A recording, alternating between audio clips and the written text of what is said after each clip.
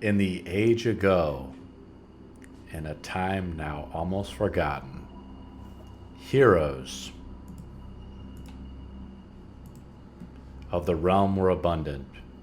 Adventure, spirits, and wonder blew through the skies and over its lands, as easy as a breeze in the spring autumn. Memories forgotten. The great heroes of the realm vanished, and their deeds became myth. No one can say for certain where or why they left, perhaps for a greater treasure across the seas. Others say they wanted to fight the gods of the heavens and hells themselves. Of course, the common people remained, the farmers, craftsmen, merchants, and the men and creatures of the earth. And from deep beneath the earth, the darkness saw this abandonment. Far in the earth, the darkness grew and spread. It sent out its minions out, gathering and pillaging, spreading forth its consuming will. It tore down, burned, and defiled the temples of the gods that the people had forgotten. The heroes never returned, and evil subdued righteousness. Empires were broken. Kingdoms became vassals. Lords became serfs.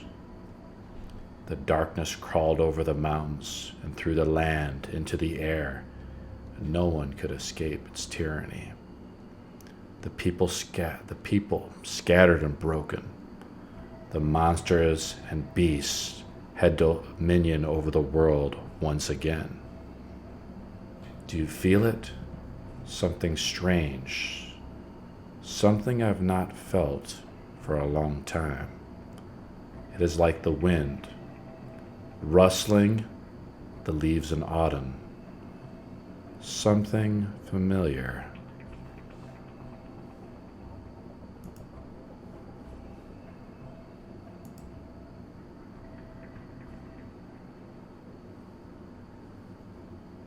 Your eyes are shut. What is your character thinking?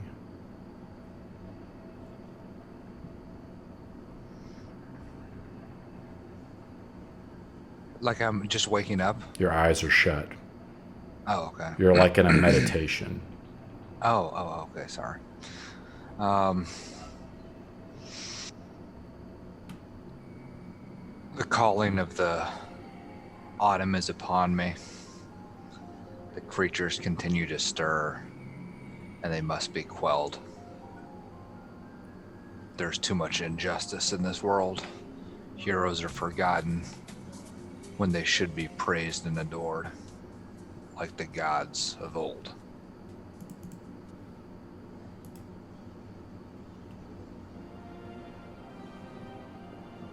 The stillness of the air, peace, tranquility. You open your eyes and you hear a loud noise of wood slamming open. And you open your eyes and you see kneeling beneath the stone altar, the temple of justice. You see some scratched stained glass figure as a man is kneeling forth in subservience. The arm of Tyre hangs above him, like impendingly above him, almost like a, hold on here,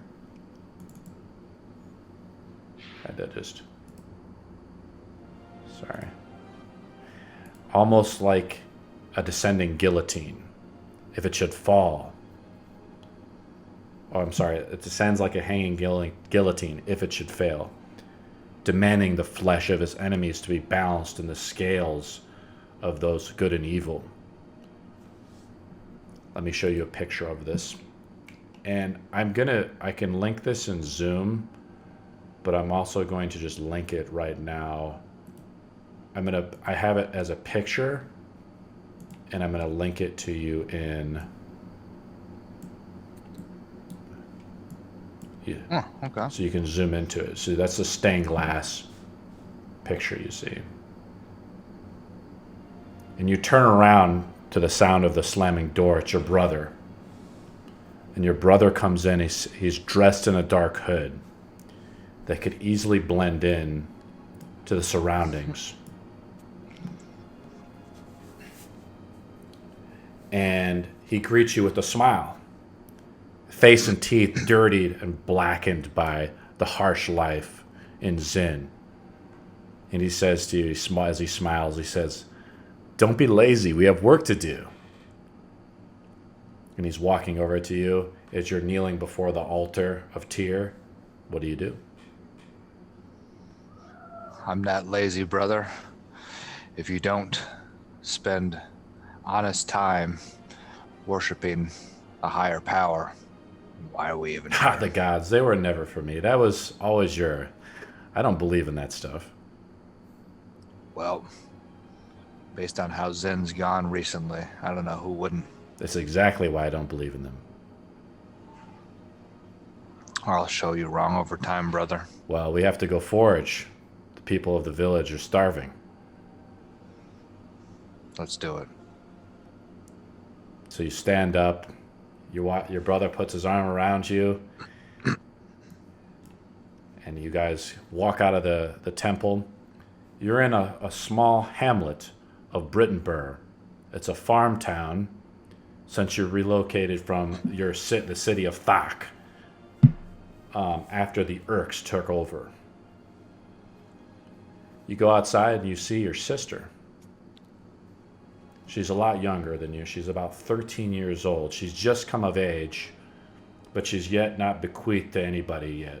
She's a young woman, though, gorgeous, like you. She says, "Going out to the foraging party today, father." I'm sorry, brother. What's her name? Her name is Jew. Your brother's name is Linus. Foraging party, yes. Supplies need to be collected. The people need to be well fed. My brother couldn't catch anything, sister. You know this. That's why he's coming with us. He's just our bodyguard. We're going to help him out, though. I may not have the fastest of feet. The last time we sent you out, you didn't catch anything. True, but that doesn't mean you should give up. Well, if everybody thought like that, they'd all have empty bellies now, wouldn't they? You guys are just walking through this village. You see like a windmill in the back where grain is being processed. The day is sunny, but autumn is approaching, so the harvest is coming in. Half the grain is filled up, in the silos lately. It's partly cloudy out. The rays of sunshine go through. And your sister says, "Good luck. I'll see you later, brother." And she heads off to do her own thing, to help out the farmers and town's work, fetching water from the well, that type of stuff. And your brother says, "She's a mighty fine lass, isn't she?" Yes, we're lucky to have her. She takes after our mother. As do we all. It's too bad father couldn't see her grow old. You remember What happened? You remember your father passed away during the great invasions of Zin in the northern continent of Orin, where you guys are at, when the Urks started to take over. But your mother... Is it an Earth or Orcs? Urks. They're a different type of orc, touched by the darkness. Father would have been proud of us, though. We can only hope that his death wasn't in vain, as your brother just, Well, let's cheer up, though. We don't need to talk about that. We're going to head north this time into the wilderness, because last time we headed west from here, and we didn't find any animals. We don't know if what's happening, or if monsters are out there getting them all, or if the creatures of the earth are starving just like us.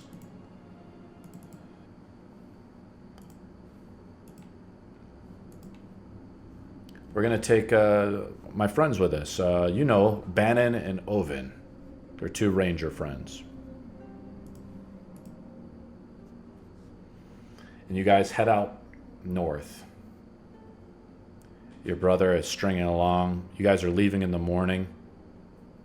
So you guys are just marching all in kind of the same order. Your brother leads the way. He's kind of a trained ranger. He's learned a lot of survivability. He's become more skeptical than you throughout the years, though. He's not as religious as you at all. He's seen the horrors of the wars, all the refugees traveling over the land after it's been invaded.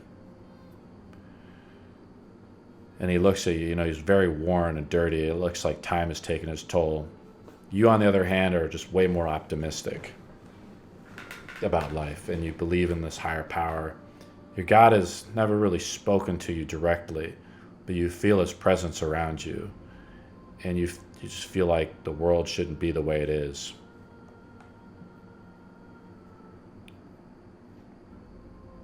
You guys are traveling through the woods. A lot of this area is covered around by woods. As you guys leave the small hamlet of Britton Burr, you guys just kind of vanish into the forest.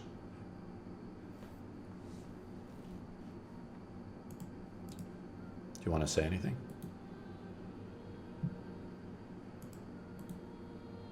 Kids are like fucking off. Brother, just remember, no one dies in vain here. Every life matters, including our fathers and all the lives in front of us. We can make a difference. We can make a change one step at a time, which includes what we're doing now. Cheer up. I know that you think that way, brother, but you never even got to say the last rites to him. Yes, but Tierra will know. I don't believe in heaven and hell, but I know that if he's not read the last rites, he could be rotting in hell. That doesn't bother you? No, because justice will always find a way. Can we not talk about Father? I know. Cheer up. Sensitive. I have a feeling we'll catch something good today. You guys are heading off in the north. About a few hours go by. You're just traveling through this, deep wood. And, you're just hearing the birds chirp. The clouds are starting to part a little bit, but they haven't fully, it's still a lot of shade and stuff like that. You're traveling. Your brother's just dressed in leather, and so are the other his two other assistants of men. Strong fighting men are hard to find these days in this world. And there in the distance, you see it. Your brother says, "Come here. Quiet." And he points over in the distance, and you see a deer.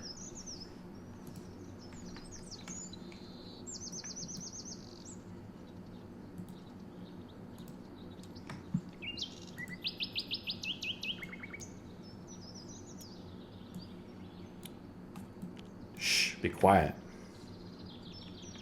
You'll startle him if you don't get over here. And he takes off his bow, and he knocks it. He puts an arrow, preps it. He's like, "It's your turn." He's like, "You're gonna do what I told you, right?" Me? He's looking at you. What Linus, am I gonna do? He hands you the bow. I'm not good at this. You know that. Gotta learn someday. I'll try. I know you like using that big maul of a hammer, but it doesn't mean anything. He's like, the deer will just run off if you start charging at it. And you see it just nibbling on some forage. You just see it nibbling there on some forage. He's like, you only have one shot. How far am I away? Probably about 40 feet. Oh, I can do this. All right, I'm going to take a shot. Roll a d20.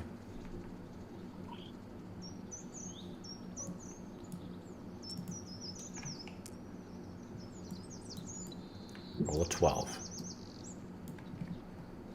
Do you have any? Does it a minus though to it? Because you're not proficient at roll with a bow and arrow, right? No, I'm proficient with it. I'm proficient with Simple weapons. simple and martial weapons.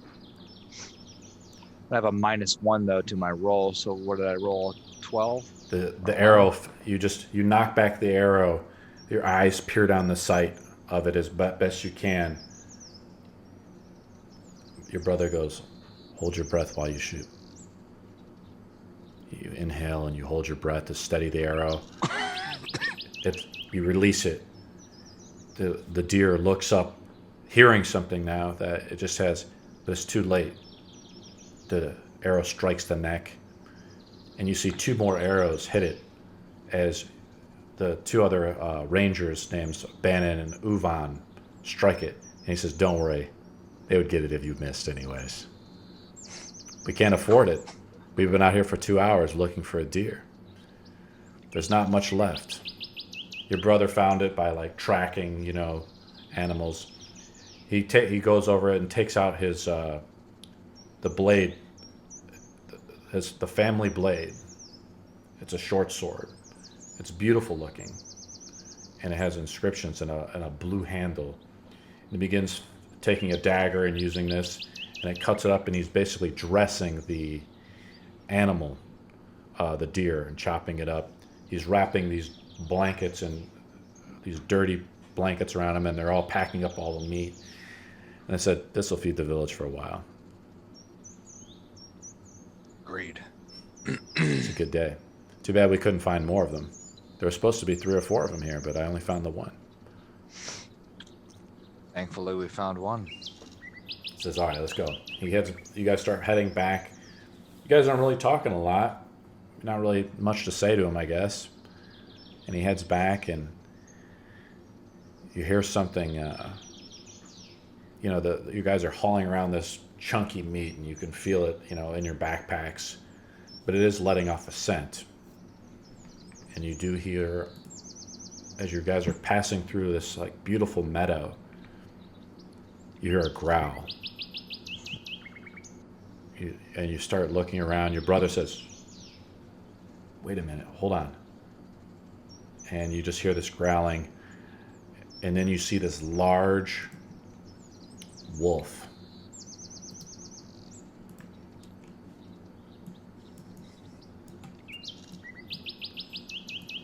As several wolves begin to surround you. Let me take a look here. The blood that you guys have been carrying around has attracted a pack of wolves. And your brother goes, even the wolves are hungry. They've come out early today.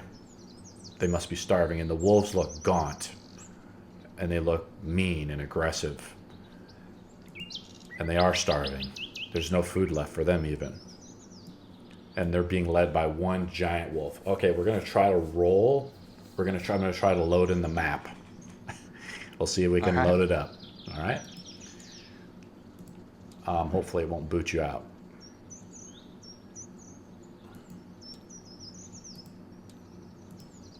Okay, here we go.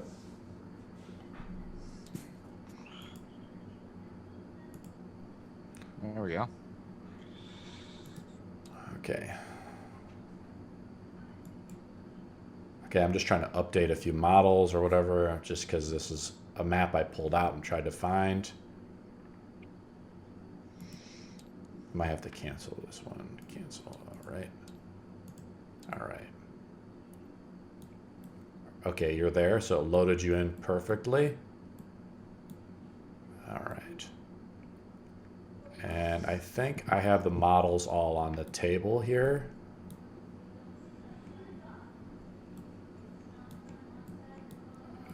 Let me see if I don't know if I put you guys down on the table.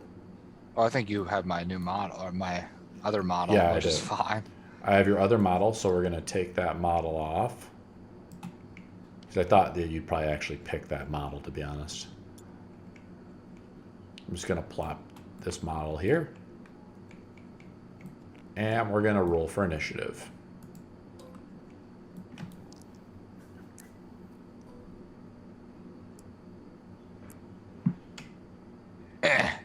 Critical fumble. So you can't critical fumble. You can't critical fumble initiative, at least not yet.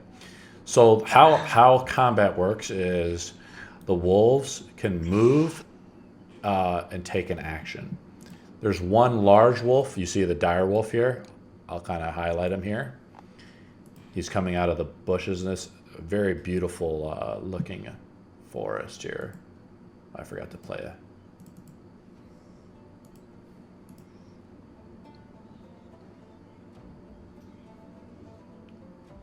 Sam and Frodo are here?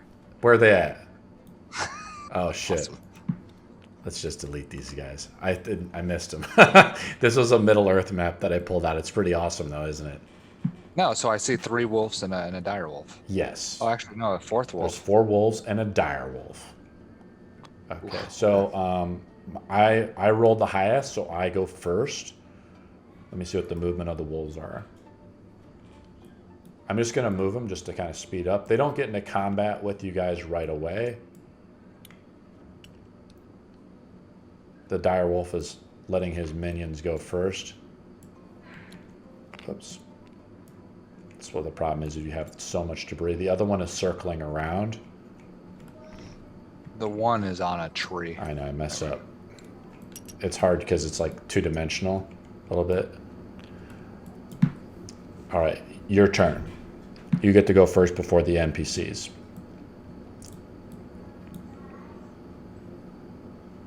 We'll say you're in range. Okay. So you can go up and attack. We'll just move your model up there. Okay. Sorry. I'm going to put you into fighting stance. Yeah, I was measuring. There you go. Now you're in fighting stance when we have the animated model. So make an attack roll. So you've been able to move and attack. So you whip out your great mallet. You had it kind of sheathed before because you were kind of taking care of the meat and of this deer meat because you have like 50 pounds of meat on split between all you guys. And you whip out this map. You charge forth. You can also describe your own actions too. I'm just charging forward and I'm like saying, away with you. I'm just Roll an attack roll. Is the other guy within 5 feet of me? It doesn't look like it, right? I have to see where the other models are at. So there's Uven, and then there's another wolf on the back there. Where's the other guy? I have no idea. Linus is right here. Oh. And then Bayman is right there. Oh, okay. They're just hiding pretty well. Okay. Or just attack. Yep. You have to roll your d20.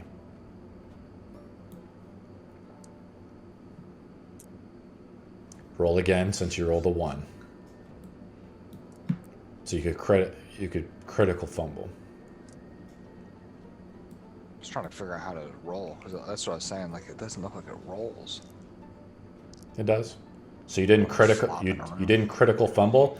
You swing your mallet and you club the ground. Your brother says, "You almost hit me, idiot." And your brother whips out he's close enough to this animal. He did have his bow kind of ready to go. Your brother's right here. But he's just going to take a small step forward and attack himself. And he whips out the family blade, the short sword, and he rolls a 2, and he misses 2, and he kind of chuckles to himself. Uven is going to take a shot at this guy, right? With his short bow, and he's going to miss too. The arrow goes flying past into the trees, and the other guy is going to he's going to get into a little bit better position. Let's see if I can't put him on the rock there. Nope. He's going to take partial cover though back behind here, and he's going to try to shoot at one of the wolves back here. He knocks his arrow, lets it out, fires. And let me take a look at their AC. And misses. Again, it just bounces off one of the trees, and you guys are all just terrible. The gods are not with you today. This one wolf comes up. The 2 wolves charge this guy. just slobbering at the bit, hungry. They get a minus to their roll since they're starving, and the dire wolf slowly creeps out of the back, getting into combat with you. And it's going to make an attack. So we'll roll with the dire wolf first. That's a nice roll. Ooh, nice. And critical fumble. So we'll take another roll. The dire wolf, just hungry and mangy, it just attacks out of fierce rage. It's like twice as large as the other wolves, but it's lost its concentration, and the gods must be favoring you today. The other wolf is going to attack Linus, and it misses. And then the other wolves are going to attack the other NPC, Uvan. Whoops. One of them does hit. We're going to roll for damage.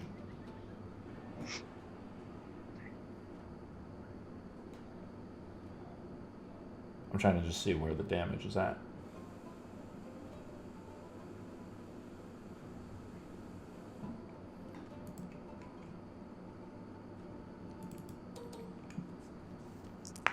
Its bite rips into him. 6 points of damage. Linus is, you can see he's really struggling. Both wolves are going at both of his legs, and he's hurting. He's like, I need help over here. Uvan's just really hurting. Your guys' turn. You go first. As my move, I want to say, Uvan, throw your bag of meat behind you. You can say that to him as an action. I just did. Yep. Yeah. No, not as an action. Just as like a suggestion. And I'm going to attack. You can just see he's starting to scream a little bit. He's got both these wolves on both of his I'm going to legs. attack this wolf right here. You have to disengage, and then the wolf. I thought it was close See enough. this wolf right in front of you? Uh-huh. Well, I mean, we could measure it. We can measure it. You're about 15 feet away from that wolf. Oh, then I guess never mind. All right. You're moving through forest too, so your movement is a little limited. So I'm going to attack the dire wolf. Let's just go for it. Yeah, you could attack the dire wolf. The dire wolf almost critical missed you, remember? I'm going to use my great weapon mastery to take a -5 to my attack. Why? Try to smash this great wolf. Okay. My thought is if I can kill the great wolf, maybe the other ones will run off. Because we're already getting overrun. I'm going to say, die, you evil beast. Summon as much energy as I can. Ooh, nice. -5? +2. You hit. So it's 15. Yeah, you hit. Okay. The maul connects to the skull of the dire wolf. Here we go. Big money. That was big. That was important. Well, I have to look at the dice. I need to get a little closer. Oh yeah, no. 11 points of damage. No, so it's 11 plus 2, 13 plus 10, so 23. So The dire wolf is severely injured, but it's not a zero. Not a still zero. alive. It's Damn severely injured, but the thing is that it's just filled. It's just just rabies and stuff is just coming out of its mouth as your maul connects to its throat. It's really hurt, and you see there's just blood gushing out of its ears and its mouth now, but it's just too hungry to care. It needs to eat. The other wolves, they're unreactive. They don't really care. They're just in the same predicament. Linus is going to attack the wolf in front of him because he can't. That's the closest object to him, and he connects, and the wolf dies. Oh, nice. The Uvan is in deep shit, but he has a small, weapon that he has on him, a small dagger that he's going to try to just stab at the wolf. Take a look at the. And that's a hit. And one of the wolves that was like gnawing at his legs also dies. Drops down and dies. But the other one's still on his leg, just biting away. And he says, this other guy, we have one wolf back here that's coming up. But before Uvan can tell, there's another wolf that's going to get advantage on him next roll because I forgot about him. He was Damn. coming around the trees.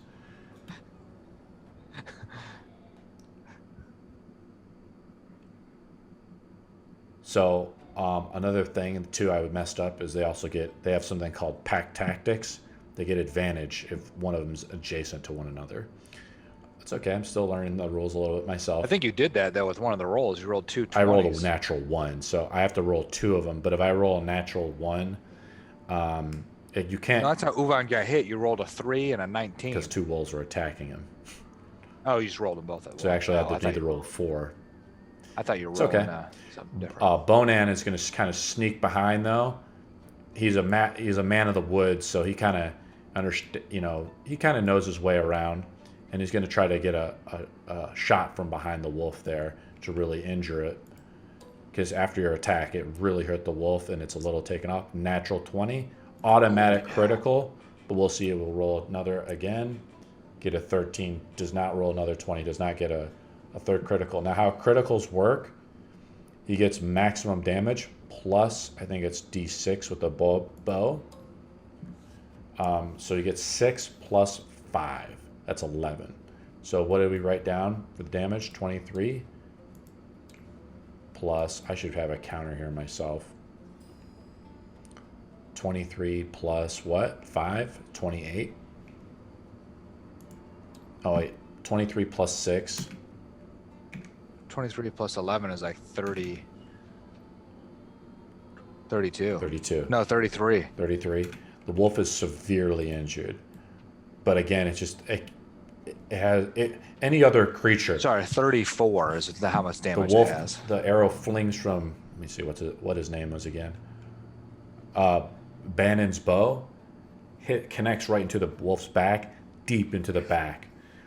The wolf, the dire wolf, the biggest and meanest one of them, wild to the core though, never gives up. And just, it's a creature of the wolf, of the wood. It just doesn't care. It just keeps going after you, even if it's just severely dead. What else here? So we got, I think that's all the NPC's attacks. So now it's my attack.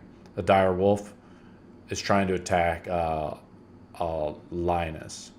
Oh, sorry. It's trying to attack you. Did Ubin throw his pack? His food pack? He had no time to do it. He can't just. He has it strapped on him, and he's has 2 wolves on him. He heard you, but he's just he's trying to keep these 2 wolves on him, and he had to take out his dagger and try to stab one in the eye. That's how he dropped one of them right there.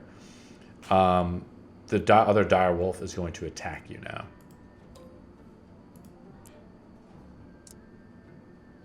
Sure, misses you. All right, now we have 1 wolf that's up. We have 2 wolves attacking. They're really ganging up on Ubin back there, so they get advantage. So I'm going to roll for one of the wolves right now. Ubin got fucking bit right in the groin.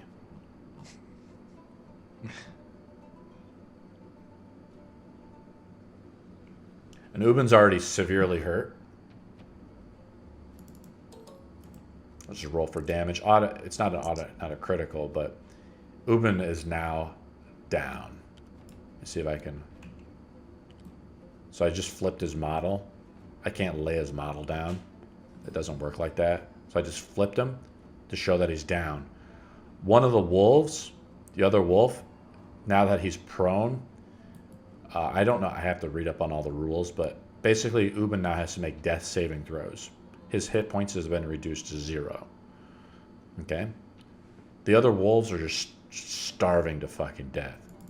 I'm going to roll 2 dice with advantage. The other wolf is going to try to kill him. One of them hits. Now Ubin has to make, I think, 2 death saving throws. So I'm going to roll. Oh, no, just 1, right? Just for 1 damage? No, he's got to make, I think every time you're hit or something like that.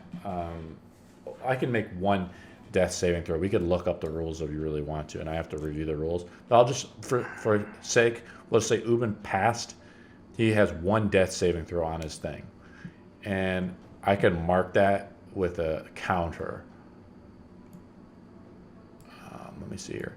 So you can see when Ubin, I flip his model over, I just put a prone thing next to him on the battle map. Yeah, it says whenever you start your turn with 0 hit points, you start making the death Yes, saving but an throw. animal has now attacked him while he's unconscious. Yeah, damage at 0 hit points. That's why it rolls the 1 time. So he rolled it and he passed his death saving throw. Yeah, he's got to get a few of The those. wolves are finishing him off over there. They're trying to fucking devour him. And Ubin is passed out unconscious from all the mauling of his legs. It is now your turn. Trying to zoom in here. The direwolf is severely hurt. Blood is gushing out at the maul. The impact that your maul has made on it is indented into the side of it through its thick coat of fur, bloodied. But it growls and it tries to intimidate the shit out of you, even with it being as severely injured as it is. I'm going to move over here and take a... The wolf will get an attack of opportunity if you move. You disengage. Yeah, I don't know. Yeah, I guess I'm not because I don't want to. You have to spend your action disengaging. So in other words, No, you won't be able to attack. I don't want to do that. I'm just going to smash this. Wolf. Yeah. Okay. You're gonna attack the direwolf. I'm just going to attack normally now. Do I have an advantage or no? Because we have 2 guys attacking. I think you have to flank, but I could review that. I think for flank, I think that's a custom rule. If Linus moves into a flanking position behind the wolf, you can get it. Okay. Why don't you just roll for an attack? I'm just going to do a normal attack. Yep. I feel like he's almost dead.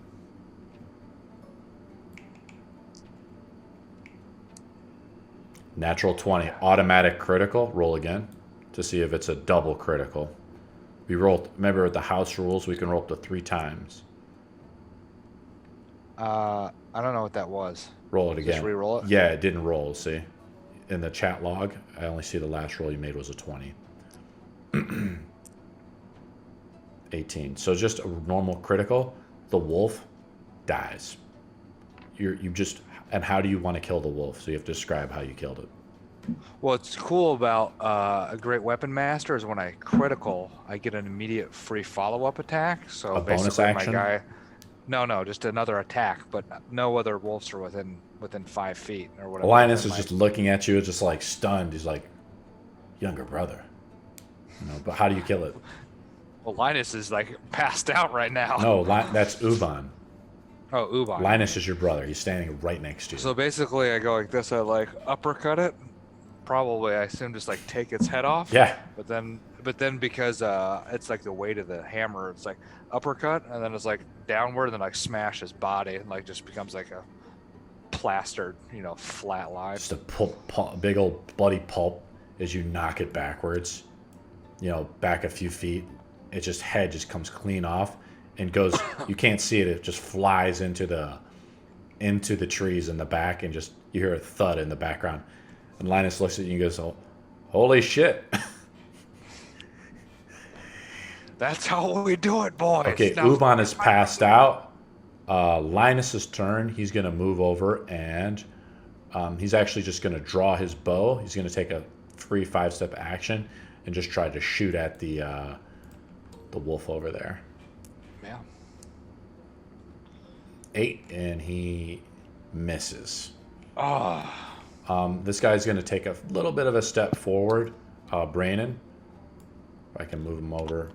He's going to get closer. Whatever. He's going to move back here. Yeah. This map is not as friendly as I thought it would be. I'm going to pivot. There you go. Now you're kind of figuring it out. There you go. I'm just pivoting. I'm just rotating him. Because you can rotate your model with Q and E. So now I'm going to roll with this guy. He's just going to shoot his bow again. Natural 7. Misses.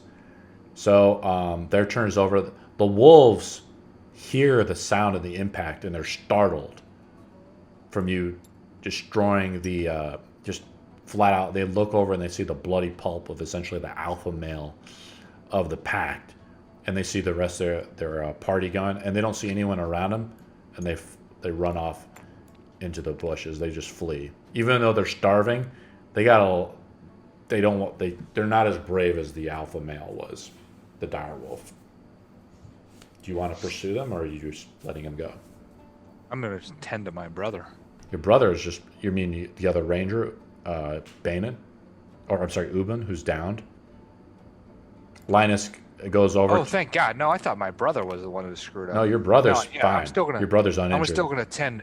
Yeah, I messed that up. I'm gonna attend Uvan. Okay, Uban is bleeding out. I'm going to make another save for him because I was supposed to make it on the beginning of his turn, a death saving throw. And if he rolls a natural 1, he takes double, right? So he rolled a 7, he Counts as fails, failure. so he has 1 death saving throw. So he is up to Yes. 1. What do? Do you heal him, lay on hands Well, or does whatever? anyone have a medical kit? I don't think I have a med kit. Your brother does. Do you want him to Yeah, I was stabilize like, him? use the med kit, stabilize him. He's like, don't you believe in your God? Can't your God heal him? I've seen worse. Yes, my God saying for you. He takes to out heal a him. drinker from his wine sack. Oh no, I can. I'm sorry. I can. I didn't realize that.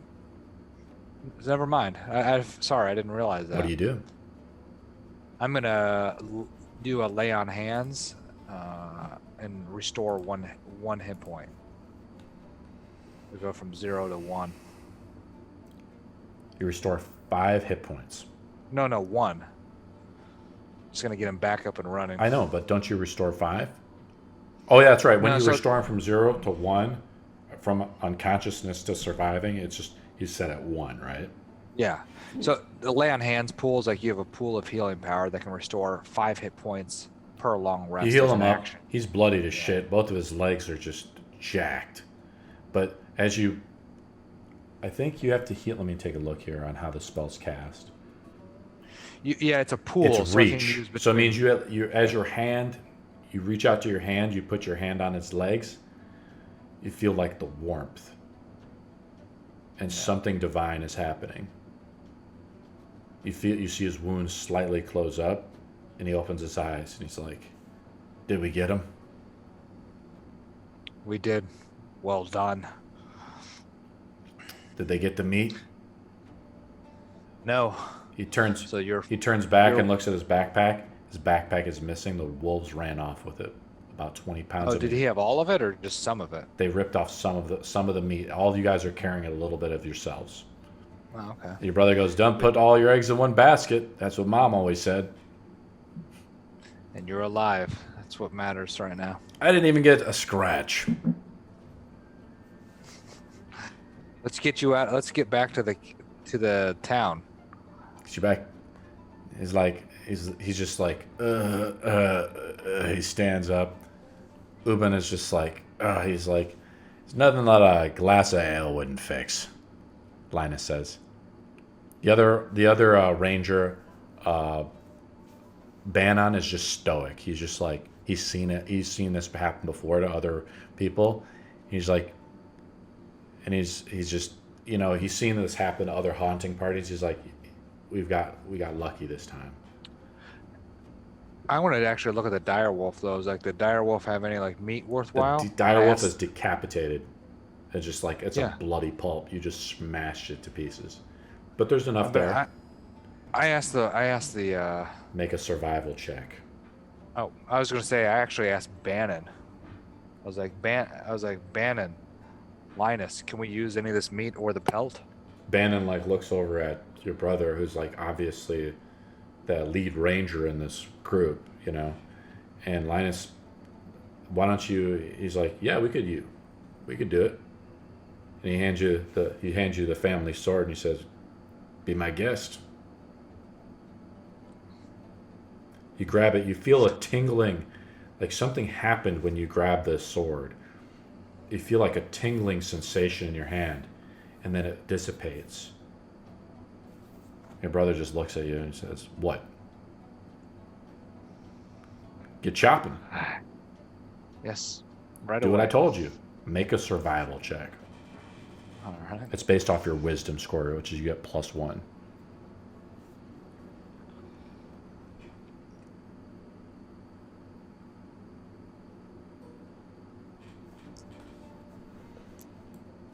Natural 3. I mean, you're dressing it and like, you're trying to chop up this, like, it's probably because the wolf is just so dismangled. And your brother just comes down and grabs your arm and says, "You're doing it wrong. Let me help you out." And he takes the dagger out of your hand and he says, "Stand back." and they spend like the two other rangers. You're kind of standing guard, like walking around.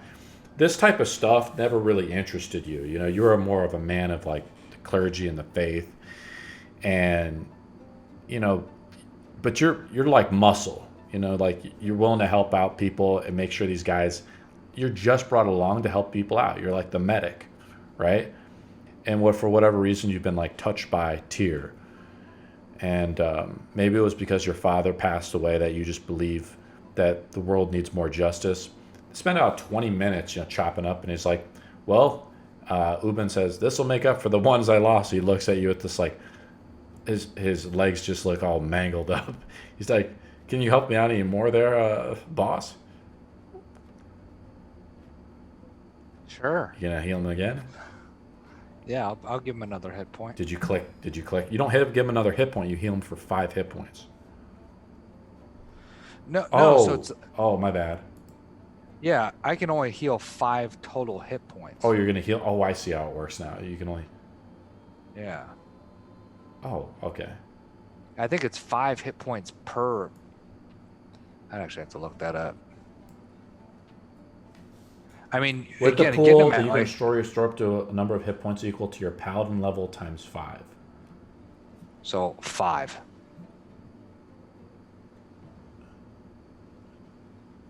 Paladin level is 1. Yeah, so 5 hit points. And I guess you could divide that up however you want or something. That's what I'm doing. I'm just giving him 1 hit point. So he's like, back, and he looks back and capable. He looks back and he just closes his eyes. And says, "Ah." He's like, "Thanks." And you see his wounds, like you see the fabric of like almost like magic, just slowly. It's like miraculous that his wounds are just instantly the blood comes back into the wound and closes up. You know, he still looks like shit. Like he still looks like he's like, "I've had a hell of a fight." He's like, "I'm gonna need a good night's sleep after this one." Absolutely. And he puts on he dons on the backpack and he's like, "Ugh." It just fucking hurts him. And Linus says, "Stop your bitching." Any final words for the departed, brother? Yes, I'm gonna tell Ubin. Yeah. I'm gonna try to inspire him. Okay. I'm gonna try to inspire him and be like, "You're healed by Tyr. You're capable, and we have made it once more." Roll a what is it? A persuasion check. Oh, you get a +6. Like you're more charismatic than that. I'm gonna. What'd you roll? I am. 17. And he's like, "Oh God, I hope so." It's a 17 plus. Well, it's not persuade. Well, maybe it's a persuasion. Yeah, so it's like 7. It's like 22. So I gave him fucking a rousing speech. Be like, "We're better than this." Okay. Get up, walk back. And he does. He's just like begrudging. Pride. You know, he's just coming back from the brink of death almost. He's just like, you know, he doesn't have any religious symbols on him or anything like that. So he doesn't believe in the faith. The other guy, you know, might, you know, a little bit. He's a little bit more impressed by your speech, and your brother, it's like, he looks at you with admiration. And he acknowledges it, and he's like, maybe you'll change my mind someday with beyond just your parlor tricks here. Your brother just saved a life. Your brother whips out his bandages. He's much more. He's like, "I'll show you how to really do this." And he kind of bandages up Ubin, and he says, "All right, we've wasted enough time, and it's starting to get like darker now. The wolves and things have come out, and the sun is beginning to set, and you're about an hour's way away from town. Is there anything else you want to talk about?" I don't think so. Okay. You guys are marching back to town with a fresh, really good haul. During these times, you know, people are not living the best life. Food is a scarce resource. And it's kind of strange. You don't know why. You're just like, because all the grain you live on the farm, right? You know, all the grain comes back to town. You know, you live on a farm, so you're like, why is everybody just starving to death? It's kind of strange, right? Yeah. Okay. You guys are marching back to town. Let's load the other map. Okay, I'll load the map in a second. Let me see if I can load this one up.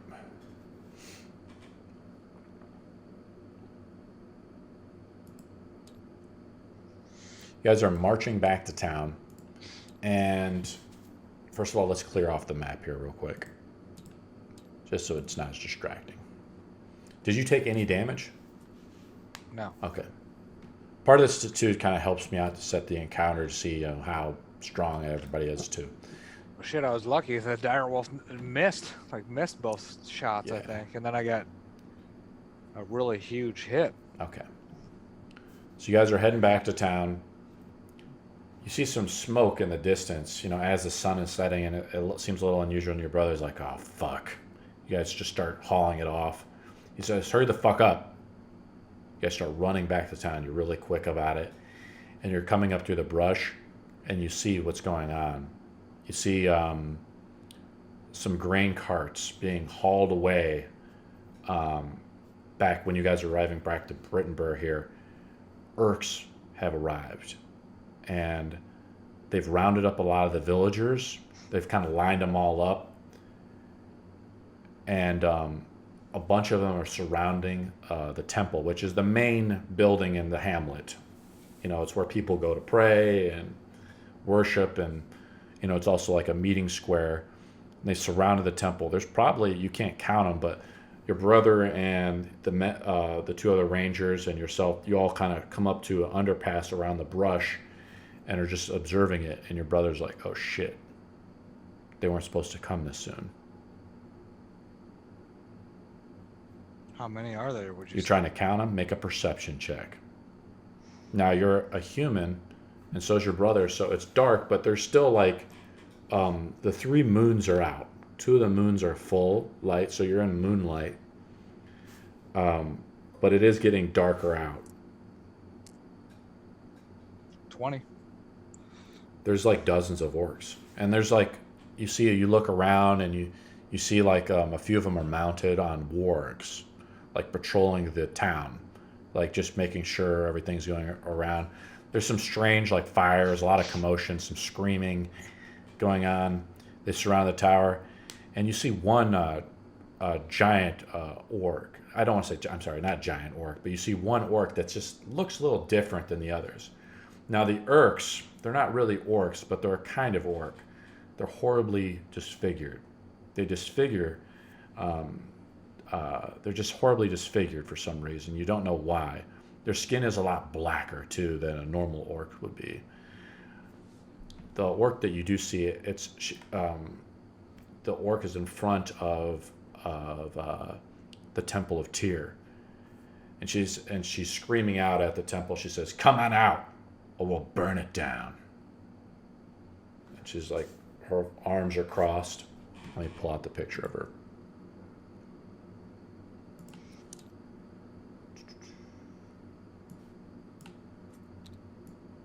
Now, I think I'm going to link these pictures in. So it's a nasty looking orc, very intimidating, but like has a lot of like ritual garb on. And she says, "Come on out."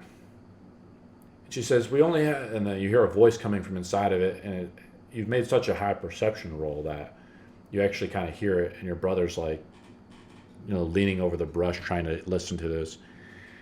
And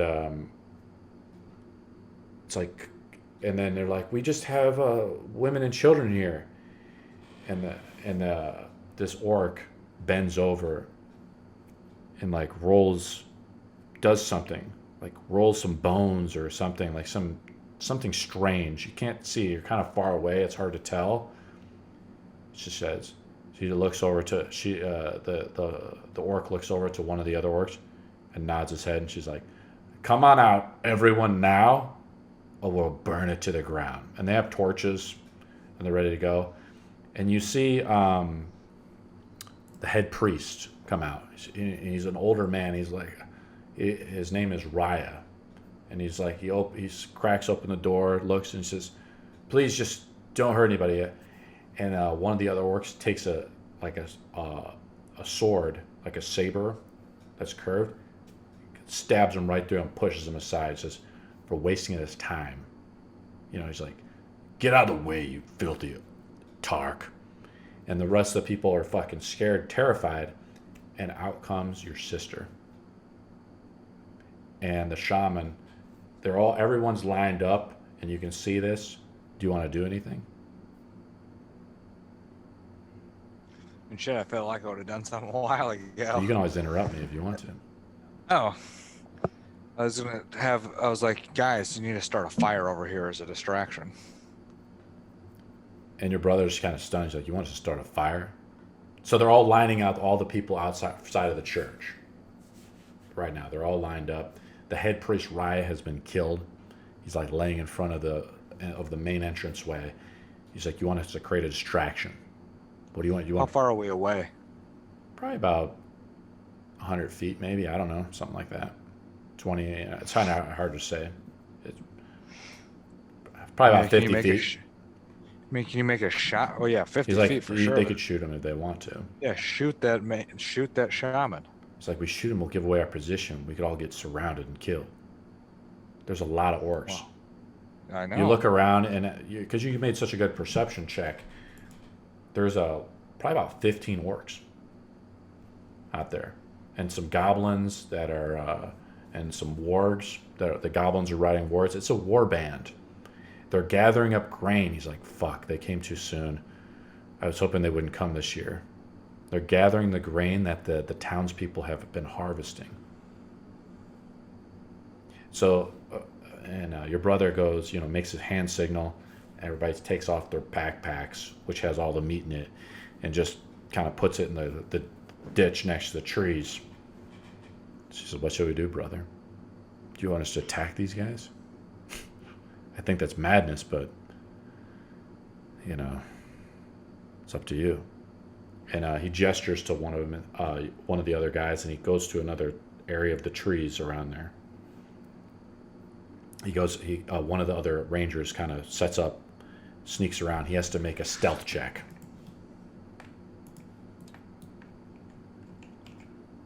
I was like, I'll set up here with you. The one that's not injured is making a roll. He successfully makes a stealth check on the way across the trees. I was like, send the other one over there. You stay with me. Let's start pot shotting these people to try to get them distracted. Do you want the other guy to give you the bow? The guy that's injured? I cannot shoot. I'll stand here, and as they come trying to seek us out... You want me to shoot down 20 orcs before they rush us? That's suicide. I'm waiting. Tell me a better idea. Sometimes these things just happen. And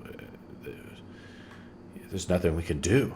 Like, if we were in there right now, we'd be screwed. We're not, though.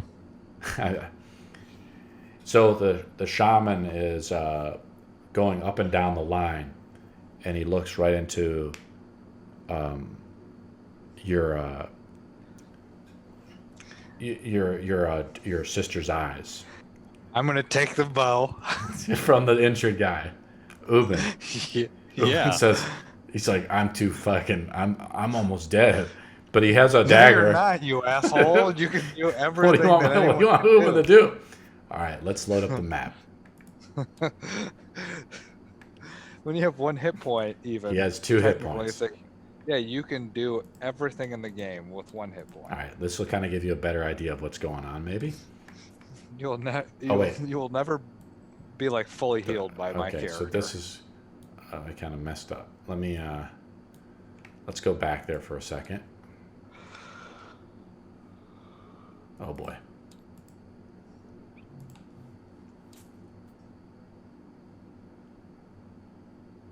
Okay, let's see if I can load. So what I'm doing now is I'm loading in an object. Okay, yes, this is the one I want to load.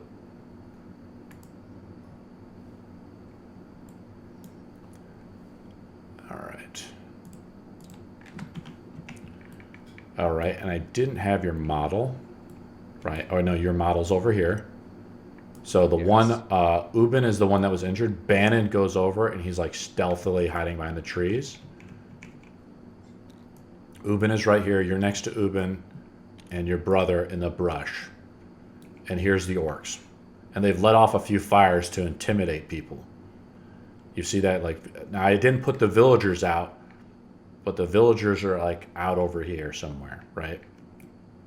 They've just kind of rounded them up, and the orc shaman has now dismissed everyone else, and she's looking into the eyes of your sister. I keep saying daughter, I'm sorry. Into your sister. And she's just like nodding. I mean, sorry, he's just nodding, and he's like, yes. Uven, shoot the orc. He's like, are you sure you want to do this? We're outmatched.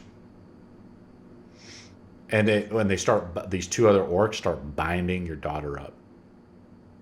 And the shaman says, take her with us. What do you want to do? You want to shoot him? You want to attack? So is there no other townspeople? They're not fighting men. They're like old farmers and people like that. They're not fighters.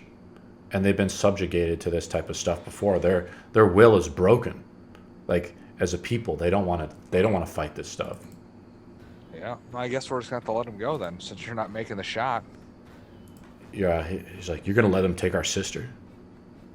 You are not shooting, and so they're taking It's them. like, fuck this. And he pulls out his bow, and he's like, you've inspired him enough. He's like, fuck it, I'll make a shot. And he aims, and he's like, I got to get in a better position. And he's going to have to make a stealth roll. He's going to move into better position. And he successfully makes his stealth roll. He's going to try to shoot at the over there, and he signals to the other two, where do you want to move to? You can set up yourself into a position. You guys get a surprise round on them. They weren't expecting you. And one of the shamans says, I thought there was the warriors here. Where's the men at? So she's already getting suspicious. I'll have to make a run. Run for it. You're just going to fucking blitz in there? They're going to see you coming. Like, they're surrounded the area. They can see you. Well, yeah, they're surprised. I imagine those guys are going to shoot, right? You don't see them have any slings or bows, really. Orcs. No, I'm saying that my guys, our guys. The orcs, they're going to shoot, yes. Uben, you hand him back his bow? Yeah. Okay, you hand him back his bow. He's like, I'll do what I can. He's like, I hope I don't die today. What is the thing here? 6 or something? That's for one. 6 inches is for 30 feet. You can make a dash attack. I'll allow you to move 6 inches as your surprise action. And your brother signals to you to like do it. And then you can make an additional move and attack. Okay? So that means you could approach one of them and attack, all right? Yeah. Because your surprise round, they don't see you. Their swords are drawn. They're all like ready to go. Okay, so you ready to begin? So, oh yeah. So I will let you make your first attack. Yeah, why don't you move your own character? Move him right next to him. Hold on, I gotta get closer, I guess. Let me help pivot you. You can use I'll let you do it. Use the Q and E to pivot your character. I'm actually gonna come out with my sword as well. Spear and shield, because this is gonna be a fucking rough one. So you're gonna use a spear and shield this fight. Yeah. And you look in this, and you're like, God help me. And it's like your brother's like just shocked at like what's happening. He's like, it's like no one stood up to these assholes in forever. Okay. All right. Let's do this. So you're gonna attack first. Player characters always go first. Hold on. I need to. I know some assholes are switch my equipment. Yeah, I know. I just got. Oh, you're changing your player character sheet a little bit. Yeah, so I'm looking at the right as the orcs see you charging, they're all like growling, like, huh? You know, they're like, what? Actually, what we're supposed to do is you come out. I will allow you to get charged up there though this time. But really, what you're supposed to do? Let's just put your guy down. You're actually supposed to move up. They'll all notice you. And then we roll for initiative. Yeah, it's still surprise round. That's your surprise round. Then we roll for initiative. Oh, I thought, yeah, but if you want to, you can dash all the way up there, but not get an attack. Is that so? Yeah, okay. You just dash up there.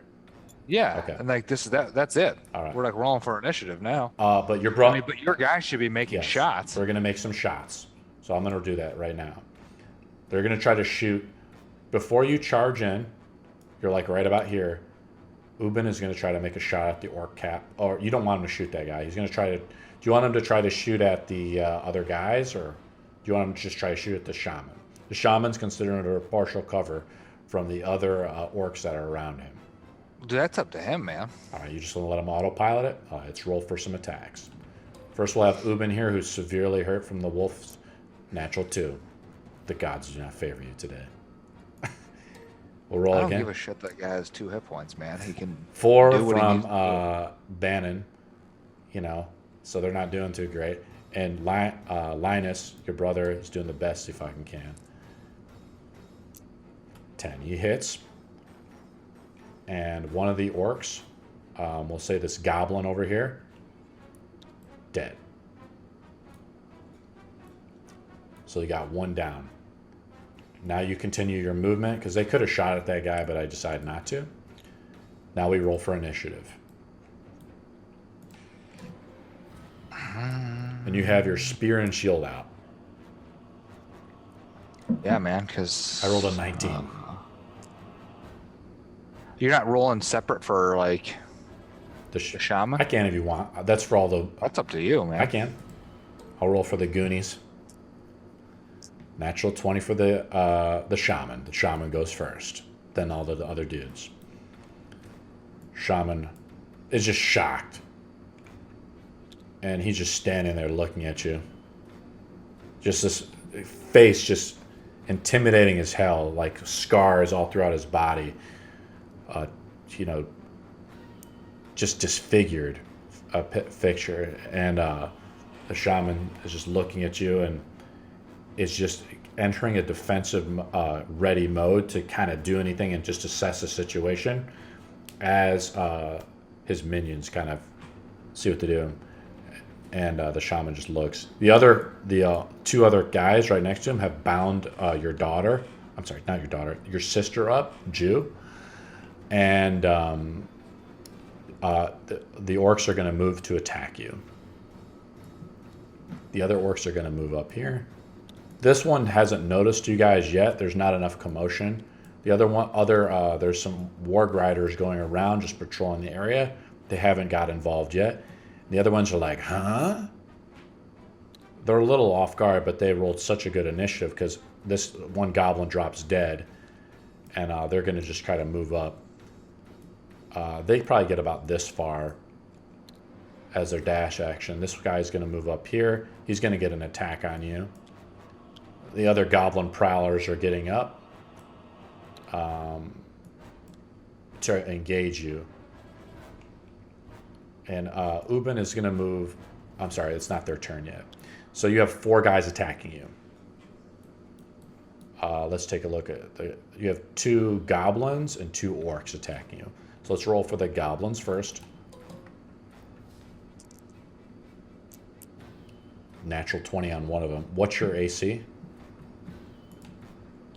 Now, I guess this is house rules. Yeah, I want to get fucked up if there's house rules. What do you mean? Well, it's just a natural crit. No, because you're rolling, like, multiple dice.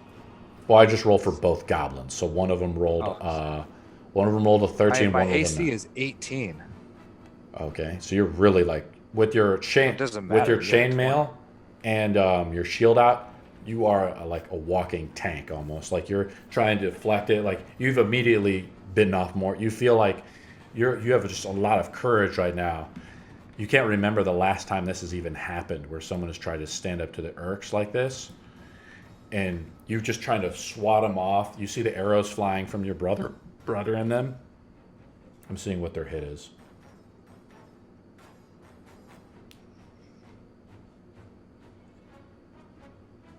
Okay, one of them misses. The other one hits you with the automatic critical. Now I have to roll a d6.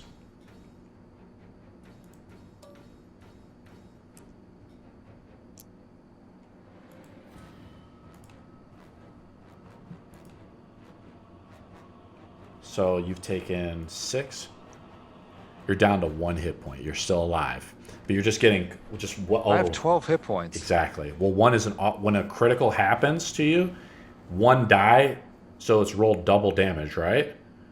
One part of the house rules is one of the criticals is max damage. Okay.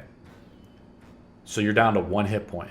You were trying to beat them off, but they didn't.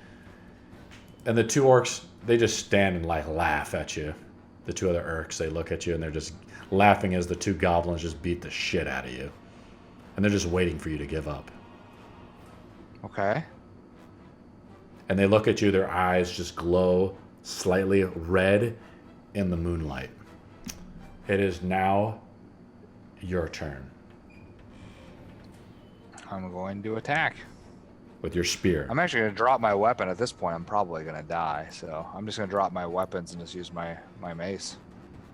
So you just drop your shield and you're just like, your leg is just jacked. One of the goblins just smashed it up with a massive critical, almost took your leg clean off. Yeah. You know something's fucked up. Roll for damage. Yeah, so I'm doing like -5. I'm just doing the Which whole- one are you? Which guy are you attacking? Doesn't even matter. Just rolled 19, So yeah, you hit. 16. Which guy did you want to hit? The captain, the orc guy? Sure. You drop kick. Oh, he Yeah, dies? you just splat him like right. Your mallet cleans him right off as he's giggling at you as the two goblins are just wailing on you. All right, then I get a And follow-up. then you look as you've killed the guy. You look past the shaman. The shaman grins a little bit as you just decapitate one of the with your mallet. Just smash him into a pulp, and his body drops like right as you're looking through. You see the shaman just looking back at you, like grins with these two dull red eyes. Okay, that's your turn. Line. No. When I Oh. kill, when I drop something to 0 or crit, I get an immediate follow-up attack. Attack again.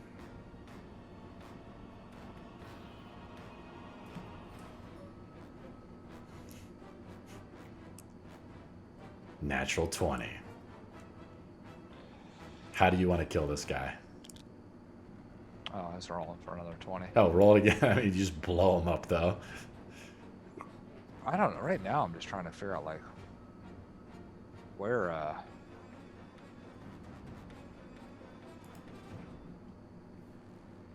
For some reason, I'm having a hell of a time finding like equipment or anything. For some reason, they have me like in the deepest parts of like.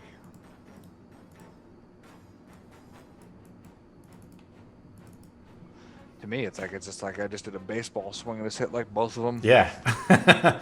They just explode in front of you. Just gore and guts and bits as you drop both your weapons after your initial charge. They just blow up right in front of your face, and you're just splattered out, and the goblins are giggling as blood and just debris sprays all over their faces. I just have to make sure I don't get. Oh, I'm pretty sure I do not get another attack, but.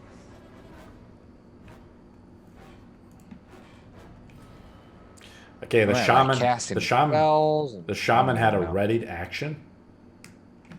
So the shaman, you see him incantating something in front of him, and just a field of magic envelops him. Just a white layer, and then it dissipates. That's his action. All right, so Linus's turn. Okay, let's roll for damage from Linus.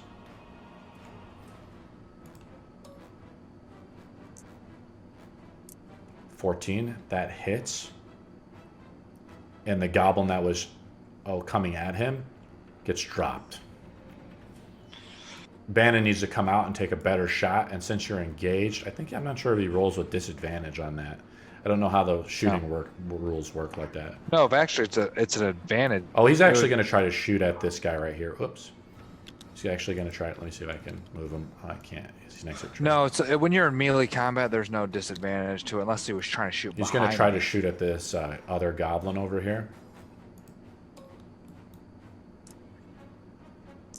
14, that hits. Let me see what the HP on these goblins are here real quick.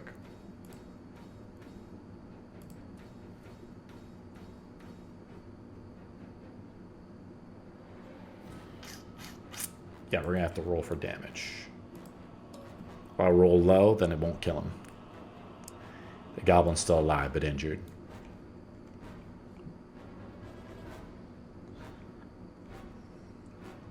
Uben comes up, takes a step. He's going to try to shoot at this goblin right here to your left, or this, yeah, the one that's still up, because you just sort of demolished both the orcs. 3, he misses. The arrow flies by your face and misses the shaman. The shaman ducks out of the way a little bit. And the shaman gestures to the other 2 orcs, like pointing. Get him. The orc steps up to attack you. The 2 orc bodies that were there, we'll just delete them. They just step over the disintegrated orc bodies that you've annihilated. And they're just going to try to hit you with the flat of their blade just to knock you out. Because they see how just injured and fucked up you are. One will attack you for now. The other 2 goblins giggle. They miss. Oh, what's your AC now since you dropped your shield? 16. Yeah, they miss you. Barely. The other one hits you. Let's see what they hit with.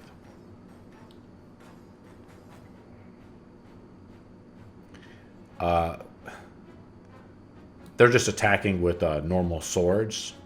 So I think it's... but they're larger than normal swords, so it's D8. But this is considered like knockout damage. Shit, that's better than my spear. My spear's like a D6. All right, well, I'll roll a D6. Yeah, A D8's natural like, 6. Like impressive. You're knocked down. You're out. Let me just... I'm gonna use my fate point for it. So You want no damage. You want to take the... You want to make him miss you completely. Yeah. Okay. Should have just done that with that bullshit natural 20. You should have. That's what it's there for. You see this. You see this. The sword just swing out and try to. He hits you with the flat of the blade against the back of your head, but it doesn't. For whatever reason, the fates just intervene and change it, and he falls to the ground. And he just the sword digs into the dirt, and he looks up at you like. The other 2 goblins now attack you. Are you ready? Yeah, man. Number 1. I mean, I'm likely die. They're just trying to try to knock you out. At this point, boom, you're knocked out. Oh, I have to roll a D. I'll have to roll a D4 because they're just attacking. I still don't know how your goblin did. Like, He rolled a natural damage. 20. He rolled a 4. He knocked you out. You're at 1 hit point. 1 hit point. I'm still good. I'm sorry. Now you were at 1. You were at 1. Now you're at 0. You're barely conscious, and now they're just moving on to finish, basically either finish you guys off or surrender you. And the orc shaman stands back, just like amused, just laughing at the thing that you guys were just trying to, attack him, and he's just grinning. And he goes, and he's just standing right next to your sister, though. He doesn't want to make sure your sister goes anywhere. Okay, so we'll have this guy, the goblin, come up to attack your brother. They knocked you out because you were the first one down. And the shaman screams out, "Surrender now!" Misses your brother. Your brother is can't fire with his bow anymore. And after hearing that command, one of the warg riders hears that. Uvan's scared shitless at this point. Sees you go down, he runs off. He flees the battlefield. We'll actually make a roll. I'll make a roll for that. I won't just straight up do it. But he's so wounded that I won't do it. He's got to make a will save. He does. He remembers your inspiring words from before, I'll say. And he stays on the battlefield to make another shot. I think that's everyone's turn. Now it's Baden's turn to shoot. Baden needs more cover, though. So he wants to go under half cover over here. And he makes a shot at one of the goblins over here. 18, that hits. Oh, I rolled a d4. No, I rolled a 4. The goblin is injured, but not dead. All right. Uban, he mustered up his heart to fight again. Every round, Uban will make a d20 roll to stay in the fight because he's fucked up, and he doesn't want to die today. He misses. shoots past, and it is now your guys' turn. I didn't attack with this guy here, this goblin here. So I'll roll that against your brother. Misses with a 6. Now it is... I'm actually skipping around, aren't I? I fucked up. You have to roll whatever it's called. A death die or whatever it is. You do? No, Yeah, you do not. You're just knocked out. They didn't want to kill you. For now. Okay. They just knocked you out. Since you were the first guy to just run in there randomly, they're like, who the fuck is this guy? I am not a ranged guy. I know, I'm just saying. But they're just that's their attitude. They're like, who the hell are you? So they just knocked you out. Because they're like, who would be stupid enough to attack us? Alright, so the other goblins are gonna start attacking. I mean, it's got the measuring sticks. 1, 2, 3. See their movement here. 4, that's 20 feet.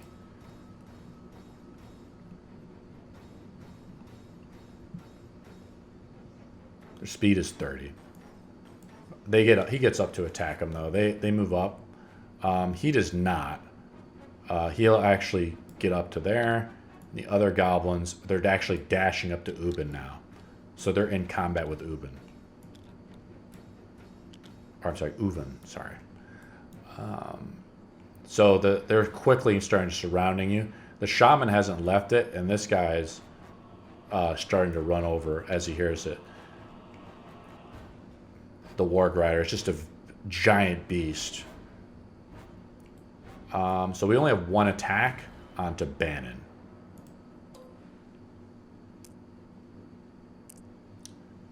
Eight. That actually, I think, hits.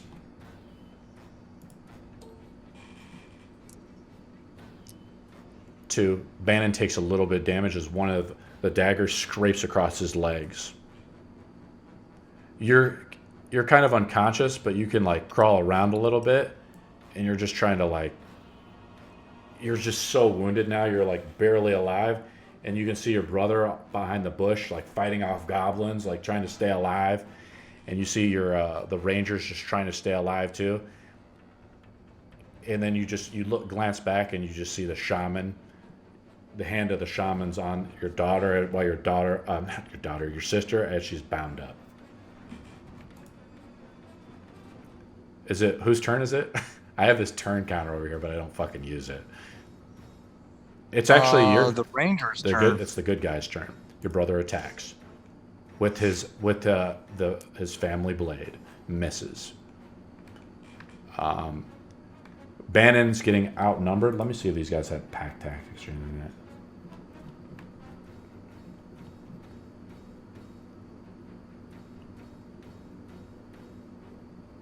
They don't. He pulls out. He drops his bow as they come in on him. That's a hit. He hits the injured one with the sword, the short sword, and he kills him. This one's dead.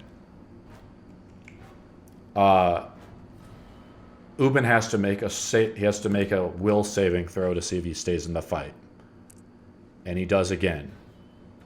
He just looks over at you crawling across the battlefield, and he's like, I won't let him die today. Pulls out his sword.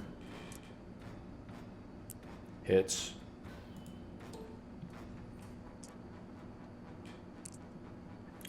Wounds severely the goblin prowler right in front of him.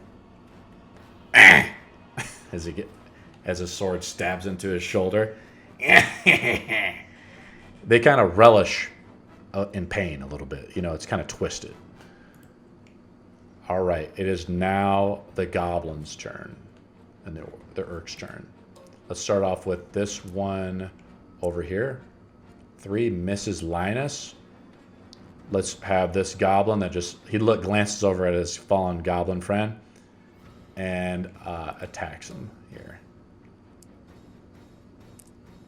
16 hits Bannon.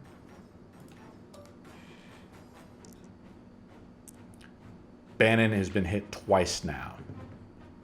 One more hit will drop him. But no, Bannon was attacking. Bannon was attacking, and he killed that goblin. Now the one goblin just hit him, and now Bannon has been hit twice, and he's almost out. Uvan is getting attacked by the 2 goblins. That is a hit, and he's going to die from this. He's knocked unconscious. And the other goblin looks back. The guy's like, no armor. He's just wearing leather armor. And the other orc captain looks back at the shaman. And the shaman is just standing there, with the arm there. And he's like, he gives a slight nod.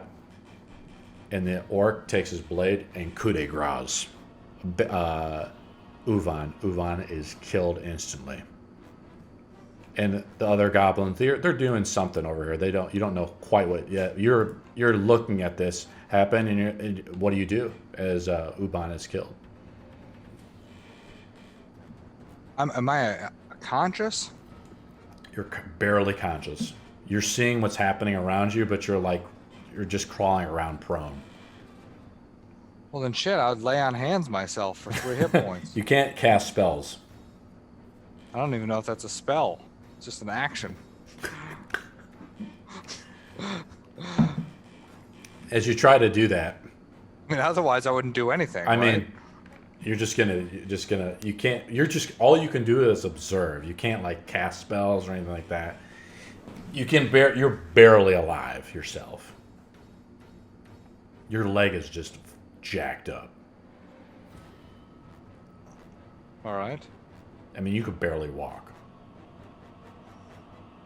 You still feel the adrenaline pumping through your system as you barely have enough action, and you see your brother. What are you thinking? See your brother just... We are fucking dead. That's what I'm thinking.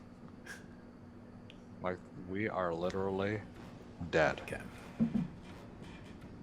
Whose turn is it now? The Rangers? No. It's the Goblins' turn still? They just killed that. I think they've done their whole turn. Oh, okay. This guy sees your brother, though, alive, charges into your brother. Yeah, dude, he's dead too. Holy shit. Your brother sees this, and he's like, fuck!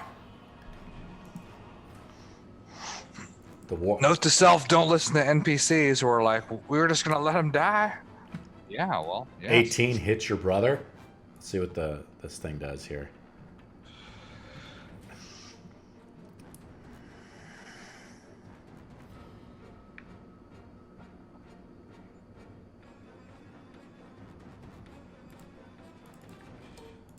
(2d6) plus 3, 9 points of damage. The warg that's just ginormous bites into your brother's arm as he's trying to shake him off, and he's got another asshole in front of him just trying to do it. Your brother's just like, fuck, and you're like, you see this over here, your brother's just getting fucking jacked a little bit. Okay, and it's still the Goblin's turn, right? No, I just did it. No, it's the Ranger's turns now. Bannon has to make a saving throw himself now. He passes. He stays in the battlefield. He turns over to the Goblin here and attacks. The Shaman, he misses. The Shaman that didn't react last turn just takes a little step right over here to get a clear line of sight on Bannon. Can't really see your brother since he's in the thick. He's gonna cast a spell. Let's see what he casts here. You hear the incantations as the dark tongue is spoken.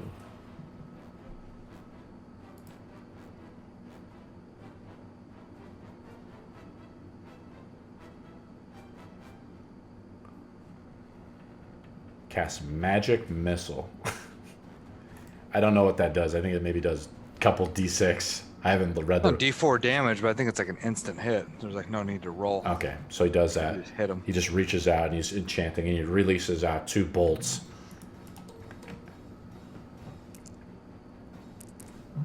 And blasts Bannon. He's like, ah! And Bannon was near the brink of death, and Bannon is now unconscious.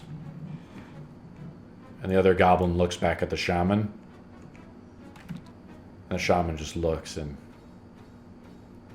kind of shakes his head a little bit. Linus is the only one alive. What are you thinking? I'm just wondering how that goblin hit me so hard. All I'm wondering. Fucking jacked your leg up with a critical. So your crits are like automatic max damage. That's a part of the house rule. Oh, by the way, you also take 1 level of exhaustion. Dude, it doesn't matter. My guy's fucking out. Whenever you take a critical, or like a major NPC takes a critical, it's considered 1 level of exhaustion. So it's a little more grittier. All right. It is now Linus's turn. Linus is going to make a saving throw to try to stay in the fight. He sees you dying on the battlefield, and he does not want to let you go. He's like, not today, brother. He makes an attack. He tries to get this warg off his ass. 12. He hits. He pulls out. He's attacking with the family sword.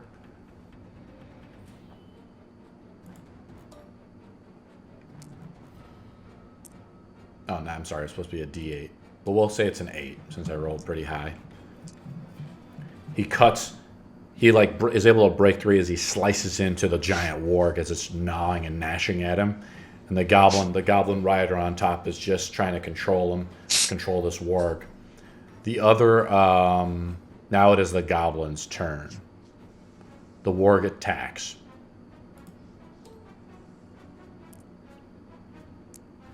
"19 hits.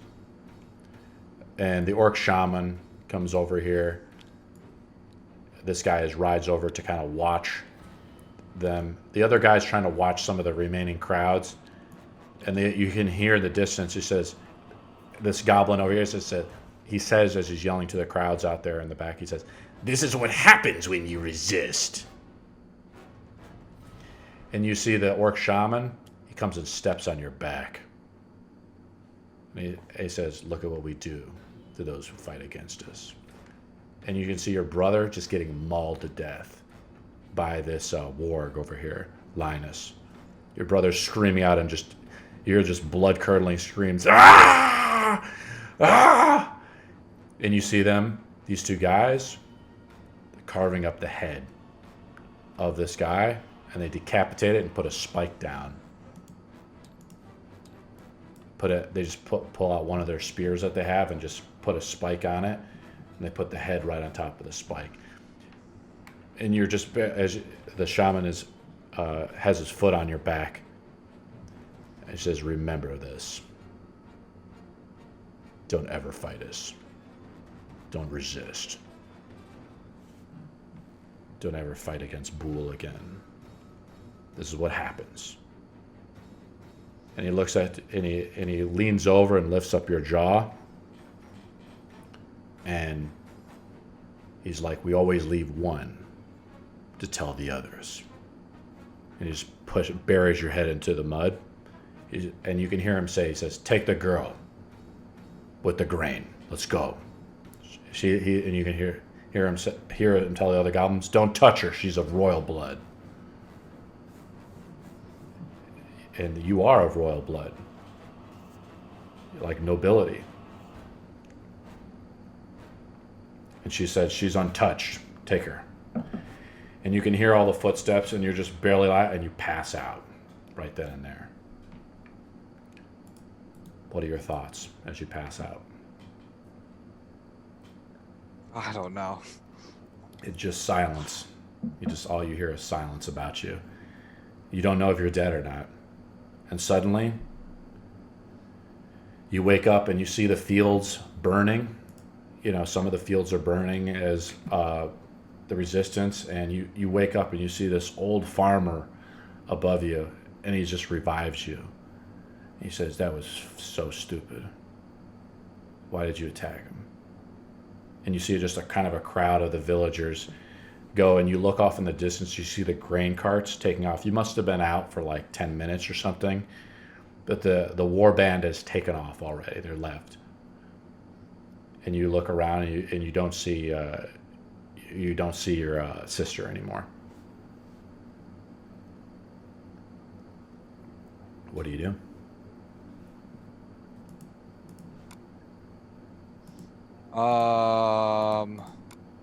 You look down at your leg. It's just all maul. It's just that goblin. When he took his Sigmar to your leg, it's just cut wide open. You're still bleeding. They've tried to bandage it the best they can, but this old farmer, his face is just tattered and ragged, a stringy like white beard. He says, "We're not warriors. What were you thinking?"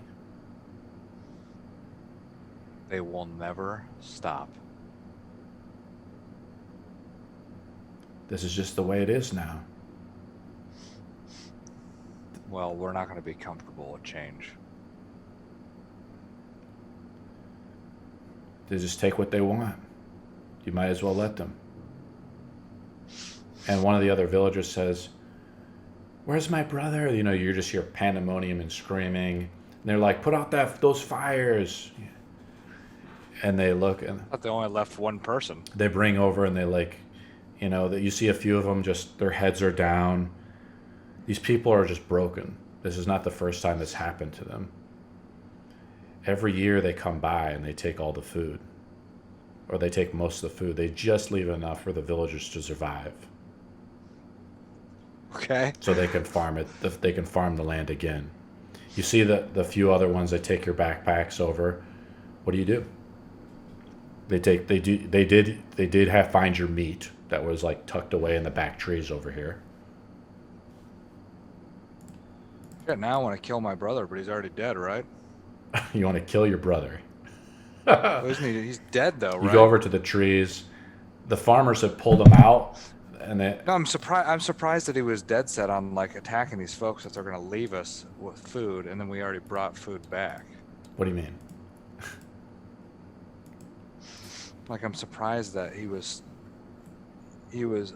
so adamant to fight them. Oh, by the way, they burned the temple down as well. You look back, you see smoldering ash of the temple as it's just currently on fire, and the back silhouette of it into the nighttime now. They said they wouldn't have burned the temple if you wouldn't have fought them. But now that you do that, we don't even have that anymore. One of the boys say to you as you're just walking. You get up, you're just limping as best you can. Do you want to heal yourself at all?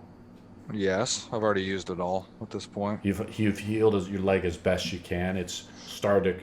The large gaping wound is closed up. You're no longer bleeding. But would you want to say anything to the boy? As you're walking over to where your brother was, you saw your brother get mauled by the warg in these trees. And one of the girls says, you see another girl just kind of over there. She says, "It's best not to look when it happens. Just leave it be." I just don't know why everyone's alive, but I guess it's from what you just said. You asked that? Do you want to ask that question? Why is everyone alive? Yeah, why is everyone alive if they said they only saved one? One of the elders is kind of floating around you. He's trying to help out, you know, he's taking little buckets from the well and like throwing it out. It's like they leave us alive so we can harvest the grain for their armies.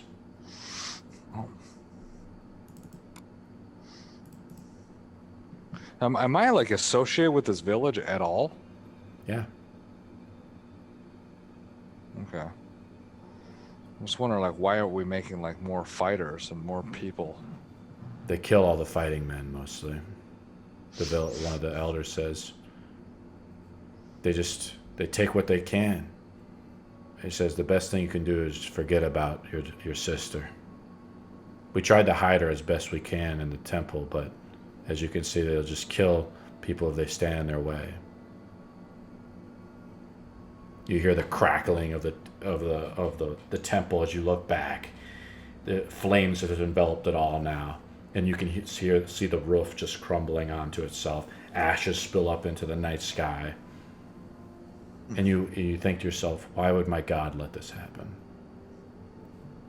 Why the fuck would my brother say that? Yeah, I'm gonna go check on my brother. You hear the girl say, "Don't. I saw one of my brothers, and I see his face every night now." Do you continue? Yeah. You like wake your way to the bushes. You already see like another boy out there. You know, he's helping his father, and they're kind of lifting up your brother, and they look up at you. Your brother's just been maimed to death. He's barely recognizable.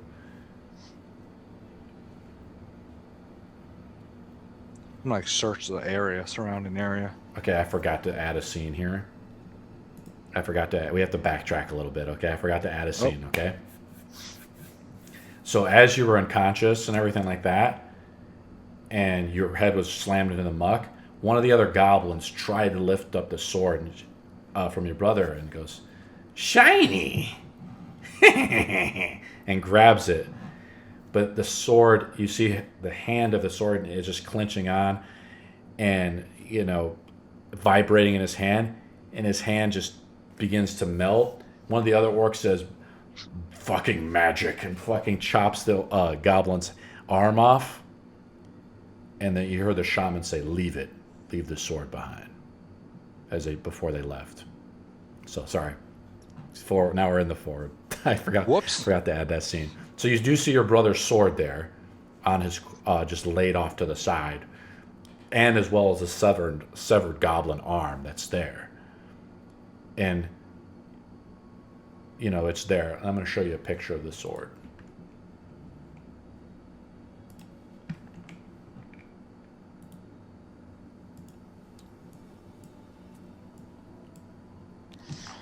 Zoom in. So it's made of silver. So your brother is barely recognizable. His body has been mauled. His armor's torn apart. He tried to escape. You know, he tried to make a roll. He tried to get out, but he saw you dead on the battlefield as you just recklessly charged in, and he couldn't leave. He couldn't leave you behind. And you guys did the best you could. And you just look at him. You try to look into what he could be his face, and you can't even see it. His body is just limp as they begin to carry him away. And it's just his dead body has just no energy in it. And they said, and the man says, "We'll bury him now. We need you to read the rights of your brother, though." So they begin to gather up all the dead and take them to the graveyard on the mound up the hill into the forest. And you go up to the hill up the mountain, and you just see all these gravestones throughout the year. And you think, where were all the men? You see them. There's just rows of tombstones. Refugees that have come by, people that have tried to fight against him. And just you see some of the graves are defaced in a way, not well kept. There's already fresh dug graves for people that will just die from starvation. Most people aren't brave enough to do it. And one of the men says, "I've never seen anyone stand up to them in years. You're the first. A long time ago, people used to try to fight them. But they're all buried here now." And they plop your brother's body in there. They just take off all his tattered clothes and stuff. And they tell you to turn away before they bury him. They said, "You don't want to look at this. Do you want to look?"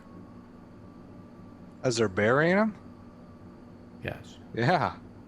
So and they said, "Suit yourself." And they throw his body. They just gently put his body down into the fresh, not freshly dug graves, but already dug graves.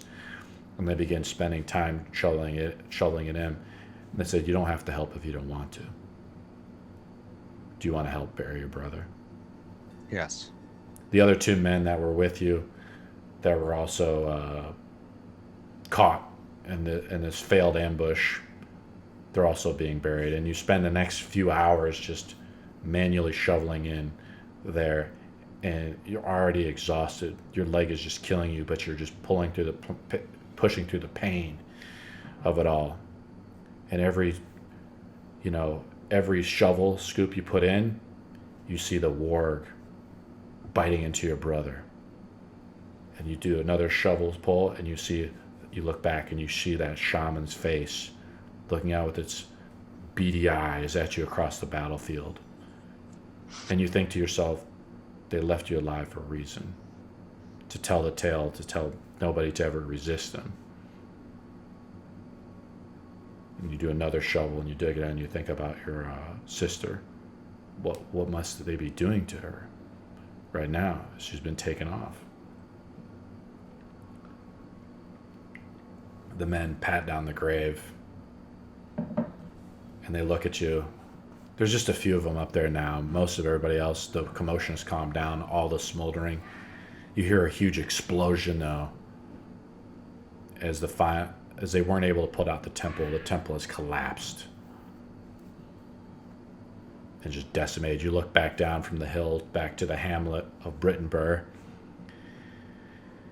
and you're just like, what do you see? I mean, what do you think? That the temple collapses. Was it what temple was it? The Temple of Tyr, where you started off the campaign at. You hear the shattering of the stained glass window.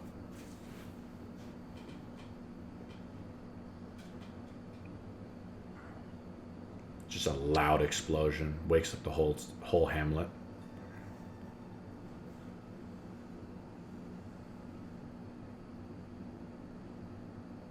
I look at so I'm at the gravesite with other people. 2 other men and a child, a son, probably about 13 years old. He's old enough to kind of help, but he's been kind of numb to the world that he lives in. I was like, you see this? And listen well. Through the ash rises new beginnings and new tides. We will pass through this, even with the death of my brother and the death of those we will honor. Roll.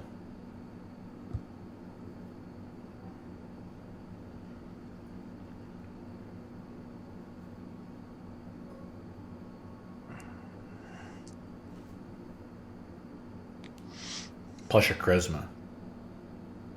6. Persuasion? Oh, Or just charisma? well, it's persuasion, right? So 18. They nod. And the boy looks like awe-inspired. He's like, very good. I mean, he's just awe-inspired by what you're saying. He's like, I've never seen anyone stand up to them before. I'm sorry you lost your brother. He says, and the other guy says, he's inspired by your words, but he's just seen it all too many times, bearing too many graves. And he looks over at you and he says, say the last rites. Say anything that you want to remember your brother by. And let's move on to the other 2. What do you say? Oh man, I have no idea. What is your last rites, like something specific you say? Or just whatever? It's what based on your god. You know, you're like the god. Like, what do you believe? Like, as a paladin would say in these times, as you begin to bury your brother. I'd rather just roll for that, man. You can't roll for it. You have to say it. You have to role play it. Welcome to Dungeons and Dragons. I guess so.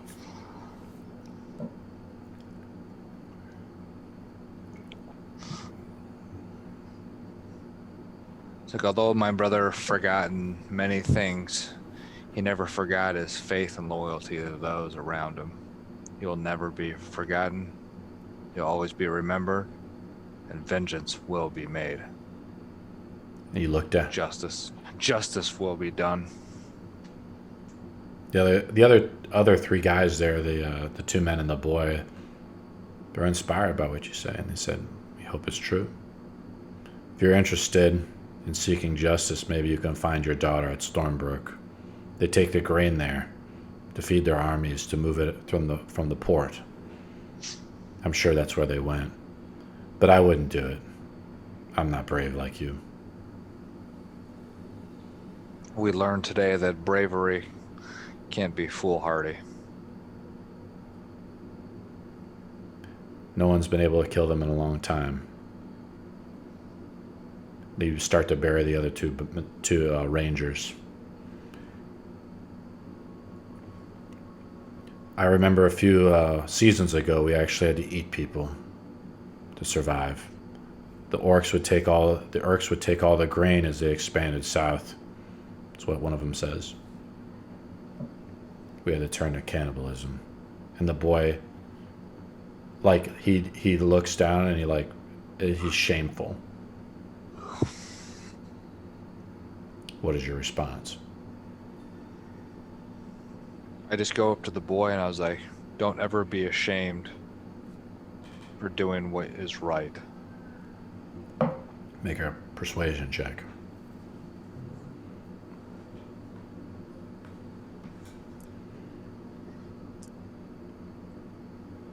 $18 again. The boy says, I believe in you. And you're done burying the bodies, you're exhausted. You go back to your small house where you sleep alone. You look over and there's another cot. It's where your brother used to sleep. But he's not there tonight. You lay your head down. What do you think before you go to bed?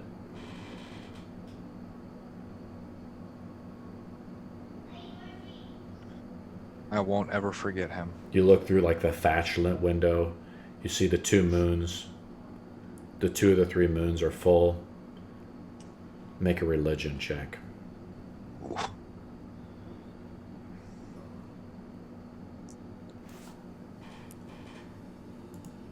Two. Failure. You lay down for the night, just well rested. You collapse from exhaustion. You've been digging ditches, digging graves all night. You return from almost 20 hours of grueling labor, essentially from walking all day. You wake up in the morning, though, you're a little bit more refreshed, and you hear the knocking on a door. I get up, go and answer the door. You see it's the boy there that you spoke with last night. And he looks up, and you can see by the orientation of the sun now in the morning, it's like mid-morning. You slept all night, you're exhausted. How can I help you, boy? He says, I want to go with you. Go where? I heard you were speaking last night of justice, and I want to help. How can I help you? You can help by making sure that this town is well fed. This town is... Right. He's like, I've been here my whole life. My parents are dead. Your words last night inspired me. My name is Bartholomew. You see him come in. He sits down at your table in your house, of your little thatch house. You have your armor laid out on this rack, this chainmail armor. The family sword is there that you have propped up against it, and he goes over and tries to grab the sword. What do? He reaches out of curiosity just to try to reach up. I stand up and I said, don't touch that. And he looks back at you. It's like, okay. He's like, if any place I heard that last night they took your sister. What do you want to do? You're just gonna let them take your sister? You're gonna go in there and almost die and let them take your sister from you?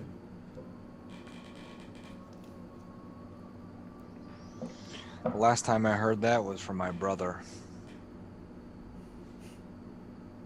and I buried him last night. I was there with you. We said the last rites to him. Are you going to let him die in vain?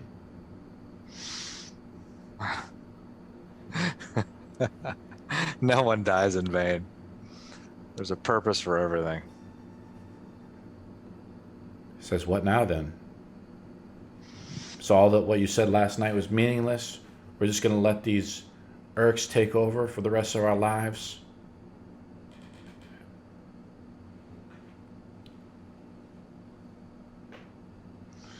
If you ask me, we need to train the village folk, and then we need to be prepared for when they return. That's exactly what I was thinking. I want to be your squire.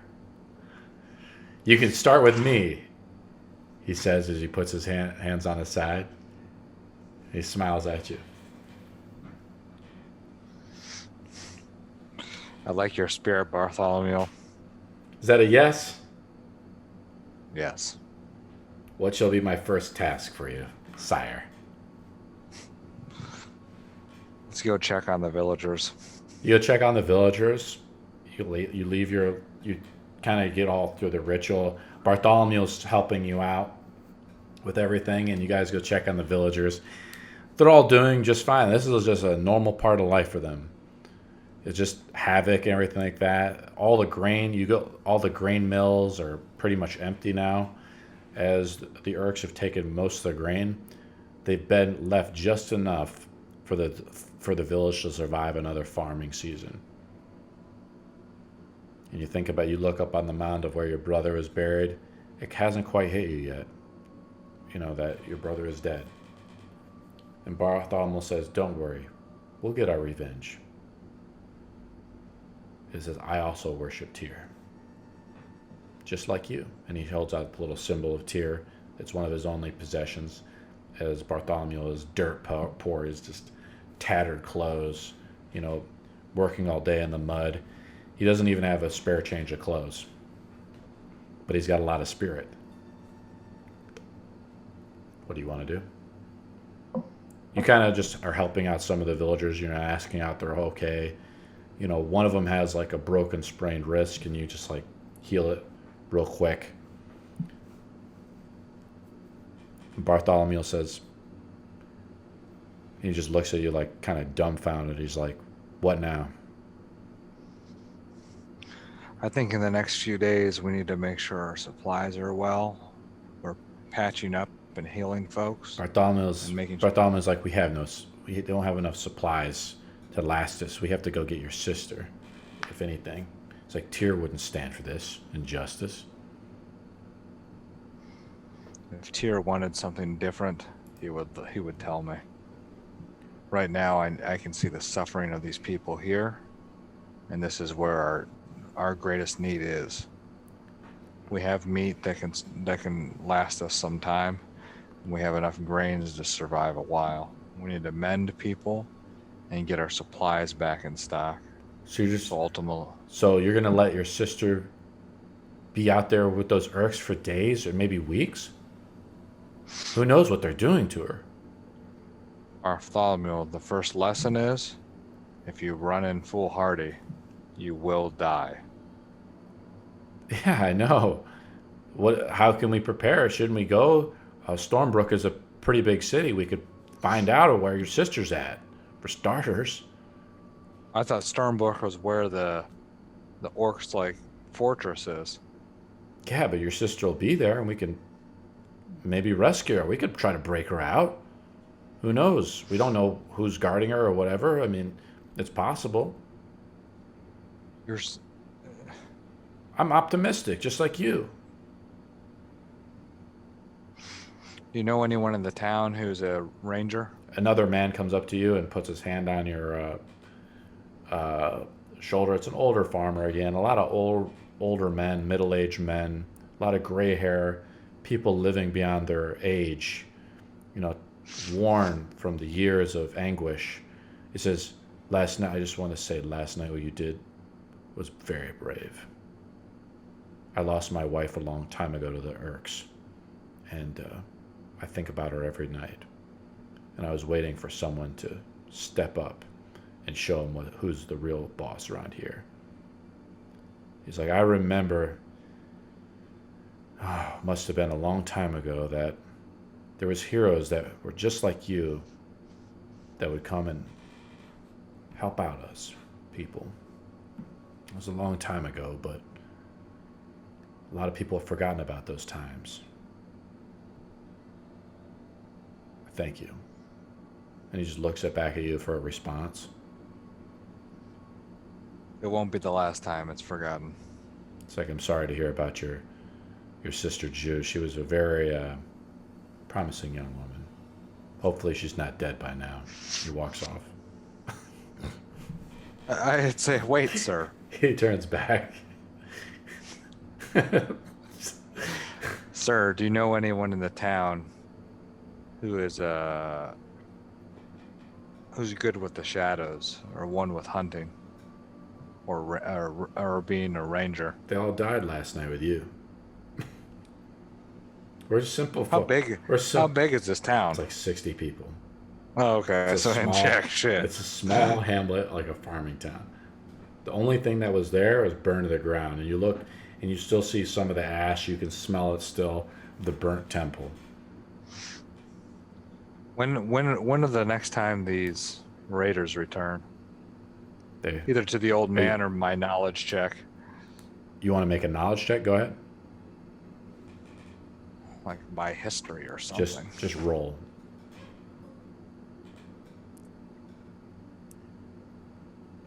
$18. The Urks are pretty. No, they kind of come and go, like war bands and stuff like that, and hunting parties will come and go.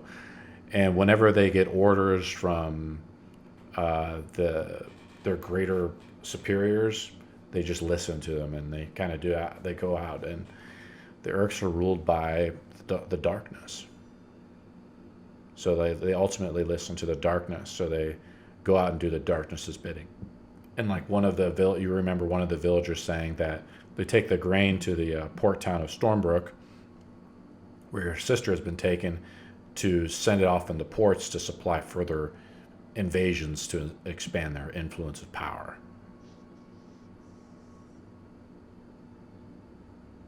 Since you rolled so well, I can tell you that. And Stormbrook is like the. Oh, it's a mighty city, sire. Where we can. With Urks? It's garrisoned by the Urks, like most cities are, but it's where your sister's at. I'd hate to think of the things they're doing to her right now. If it was my sister, Tyr wouldn't stand for this. Bartholomew says, optimistically.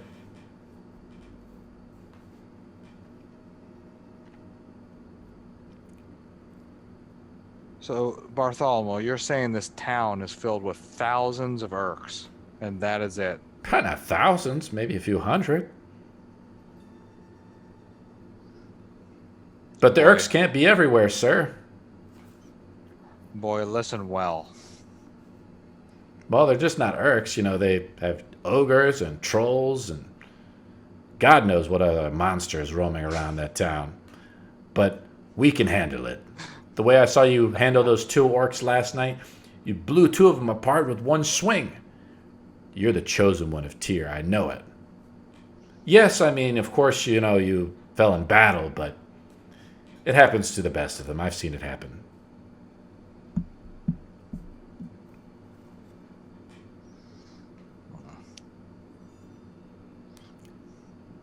When life gives you rookies, you make some rookinade.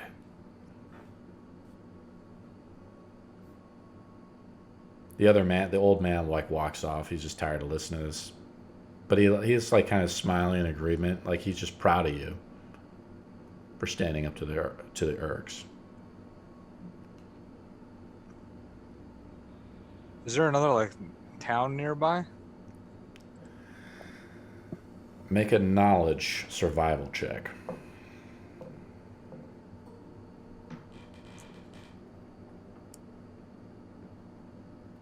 You're not that familiar without your brother to really help you out. You're kind of lost. You don't know where to go. I mean, you do the main road to Stormbrook is where they took off to. They took off north. I should have described this place better. I mean, like, there's mountain ranges and stuff, and you headed, I think, north to the woods, and they took off. Let me see where they left. They took off east to Stormbrook, to the main town out there, or the main city. He's like, and Stormbrook is a large city of about 10,000 inhabitants. It's the major port town of this region. The road might be dangerous to get there, sir, but I'm willing to help you in any way I can. Bartholomew says, like, smiling optimistically. He's got this, like, bow cut, you know? One of these, like, squire bow cuts. Brown hair, brown eyes. He's got one of those, like, partial mustaches coming through that's just sprinkled with hair. One of those kind of kids that, like, wants to grow a mustache but can't really.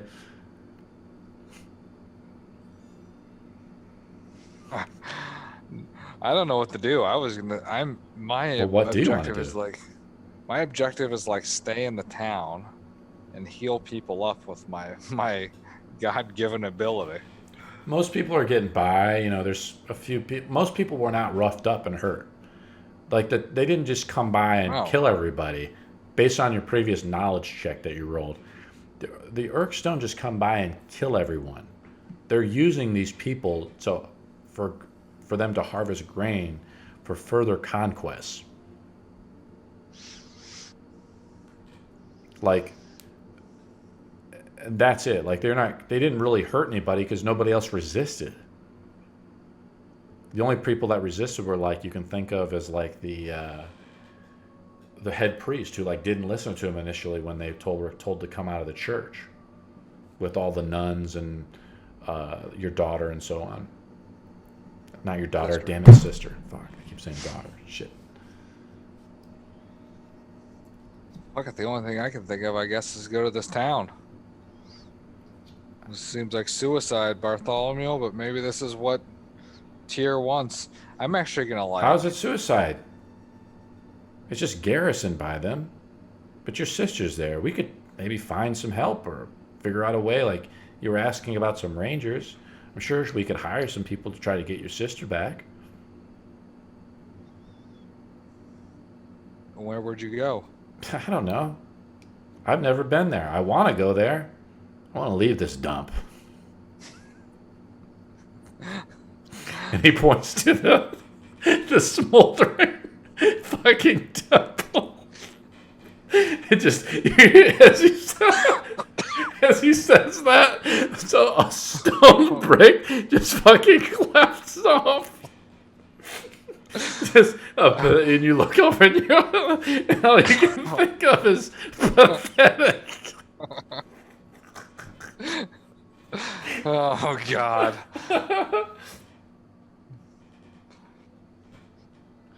Let's go back to my house and grab my whatever belongings I have. So Okay, you grab your equipment. My shack. Gonna beg Bartholomew, lesson number 1. How to help me don armor. It's like, how do I do it, sire?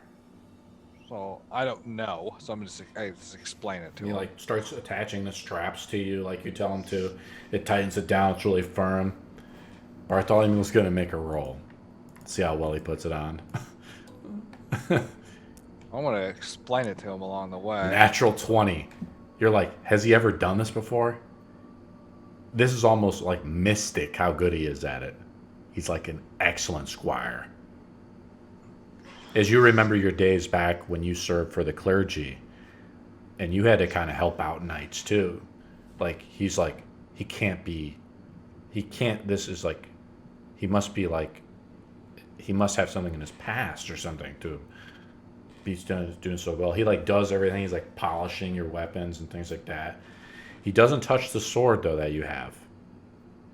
The silver sword that you told him not to touch, but he does like your warhammer. He cleans off all the blood and everything like that. Because last night you just collapsed from exhaustion, right? And he cleans off everything as best he can. And it's incredible how quick and skilled he is at it. And he just looks at you like smiling. It's all done. You're ready to go. I was like, do you have any supplies or weapons? He looks like a dirt poor farmer kid, partly malnourished because but he's optimistic as hell. He was just looking for someone like you to help him out. was like, before we go, which is what we always do, is we kneel and pray. He immediately drops to his knees. He says, "Shall we recite the prayer?" Yes. He closes his eyes. He's like, "Tyr, may we please bring justice to all those who have been injusticed, and may your swift sword destroy those who oppose you and your will." And he looks over to you to complete the last part of the prayer. What do you say?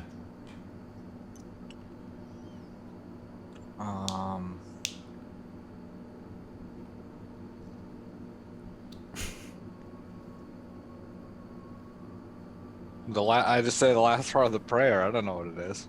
Say it. You have to role play it. That's your cue to role play.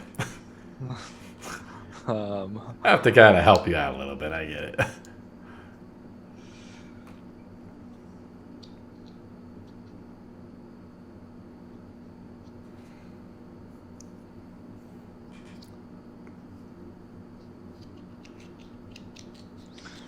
As the scales intertwine and weave, so does the system of justice. Once more, as one scale tips, the other one in turn.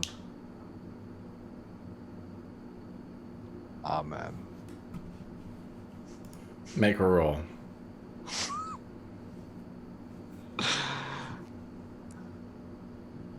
Money. He says, "Amen." 10. I'll take it. "Amen," he says. All your equipment, as you're leaving the door, there's a few other, there's a few farmers that have gathered. Some of the elders, and they say, "We've heard what you're trying to do. The word has gotten around the hamlet, and we want to say, the word has gotten around, we hear that you're taking off. You'll need this." He hands you some, 5 days worth of rations. Says, "You fought so bravely, we can give it to you." How much days rations do I have? You have 1 days of ration listed on your character sheet. Oof. I'll take that and say, may the gods bless you. It's 2 days to get there, but this should hold you over. There is a famine going around because of all the Urks stealing all the grain, he says with his bony hand, as he hands it off to you, and he's like, and you see, Bartholomew, who's also pretty gaunt and starving himself, but he's like, he's kind of happy at you, looking up at you. And he's like, "You're the first person we've seen fight the Urks like this. What made you want to do that? Not even your brother would do that. He'd always stood down when they showed up." My brother is the one who inspired me to make sure that we're always standing up. And so his name will never be in vain. Fight on your feet instead of dying on your knees. I couldn't agree more. And Bartholomew's like,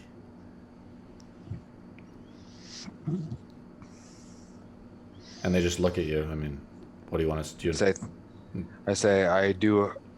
I appreciate this rations despite that I know that you are all low.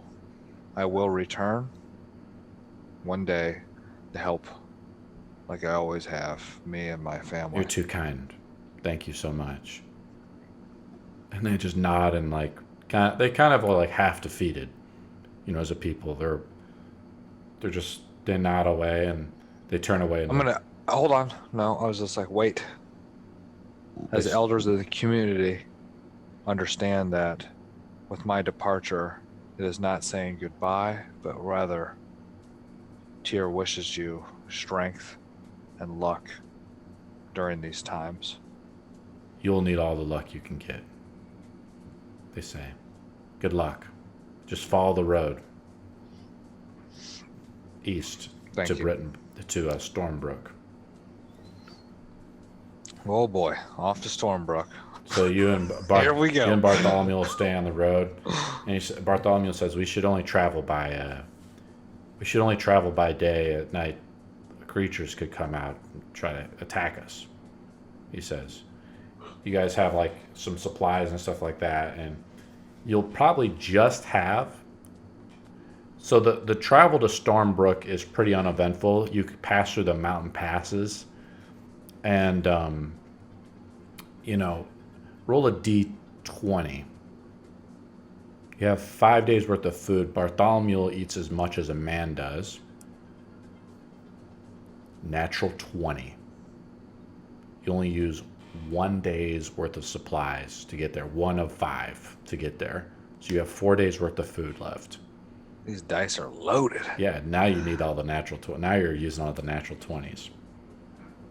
And you're traveling on your way, and Bartholomew's like, he's like, I don't need to eat much, and he just eats a little bit, to survive. And he's like, we need to do, he's like doing this, and he looks over to you. He's like, tell me an inspiring story.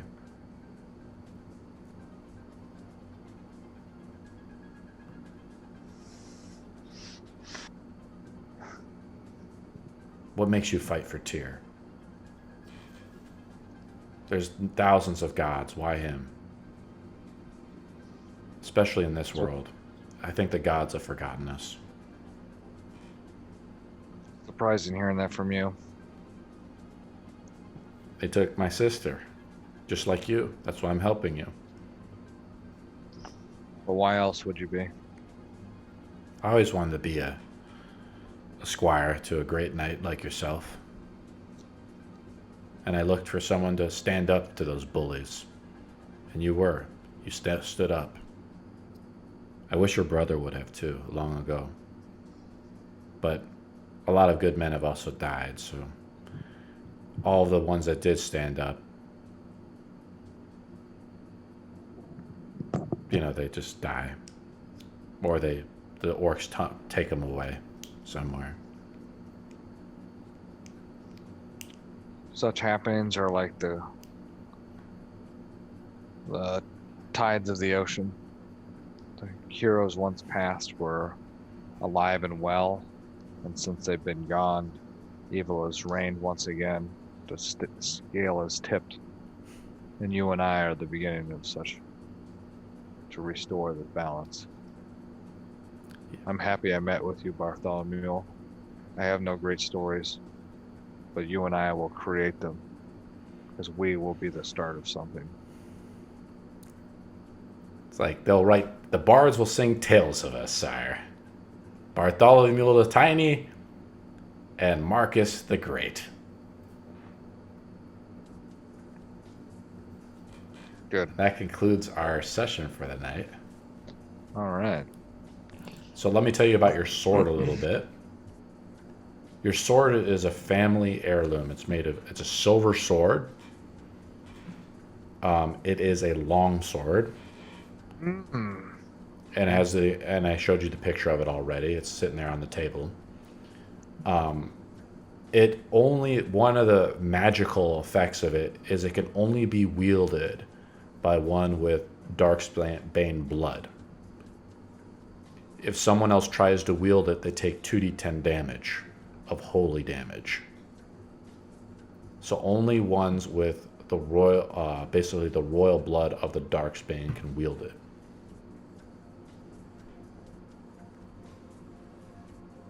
But if anybody else tries to wield it, that's why Bartholomew never can handle your sword.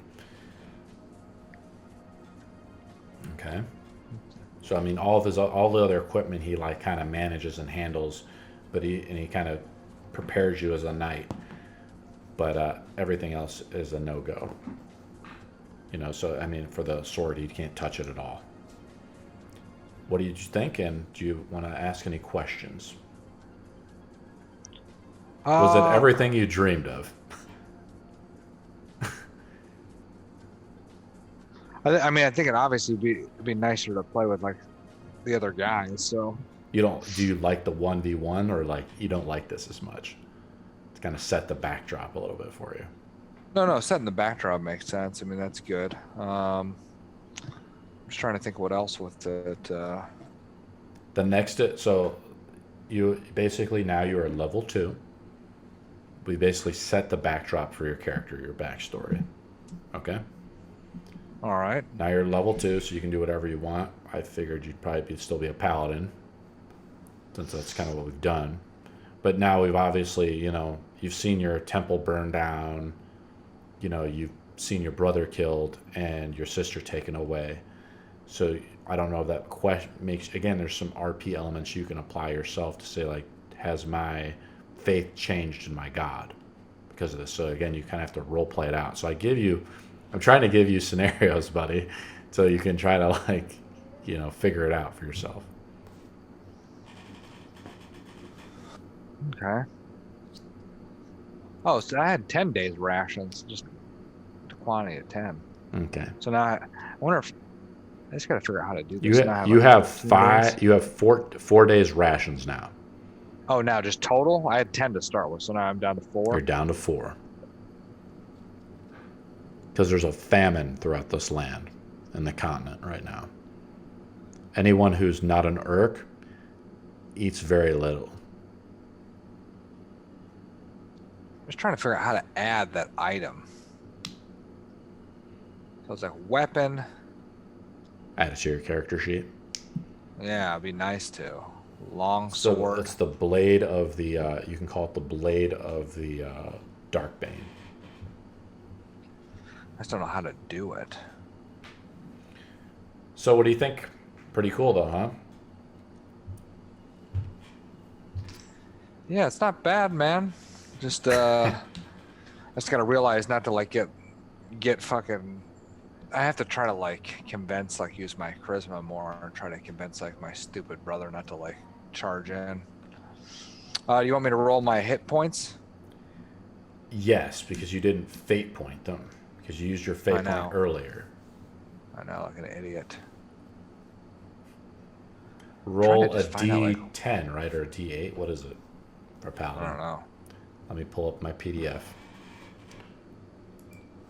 D10.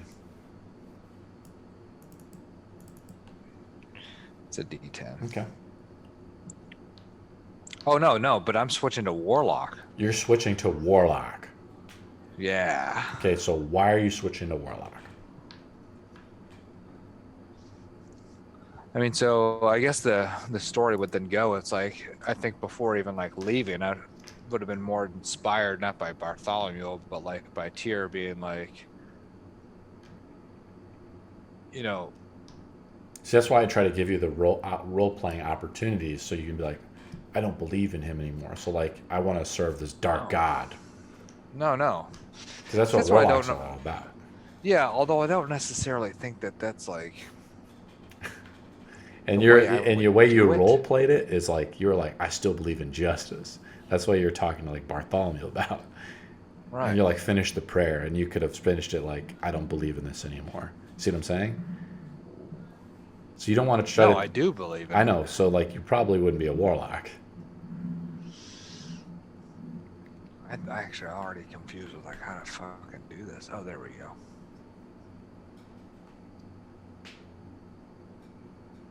Uh-oh.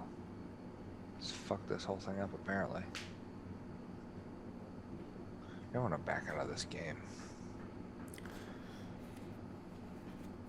All right. Well, that's it for the night. If you have any questions,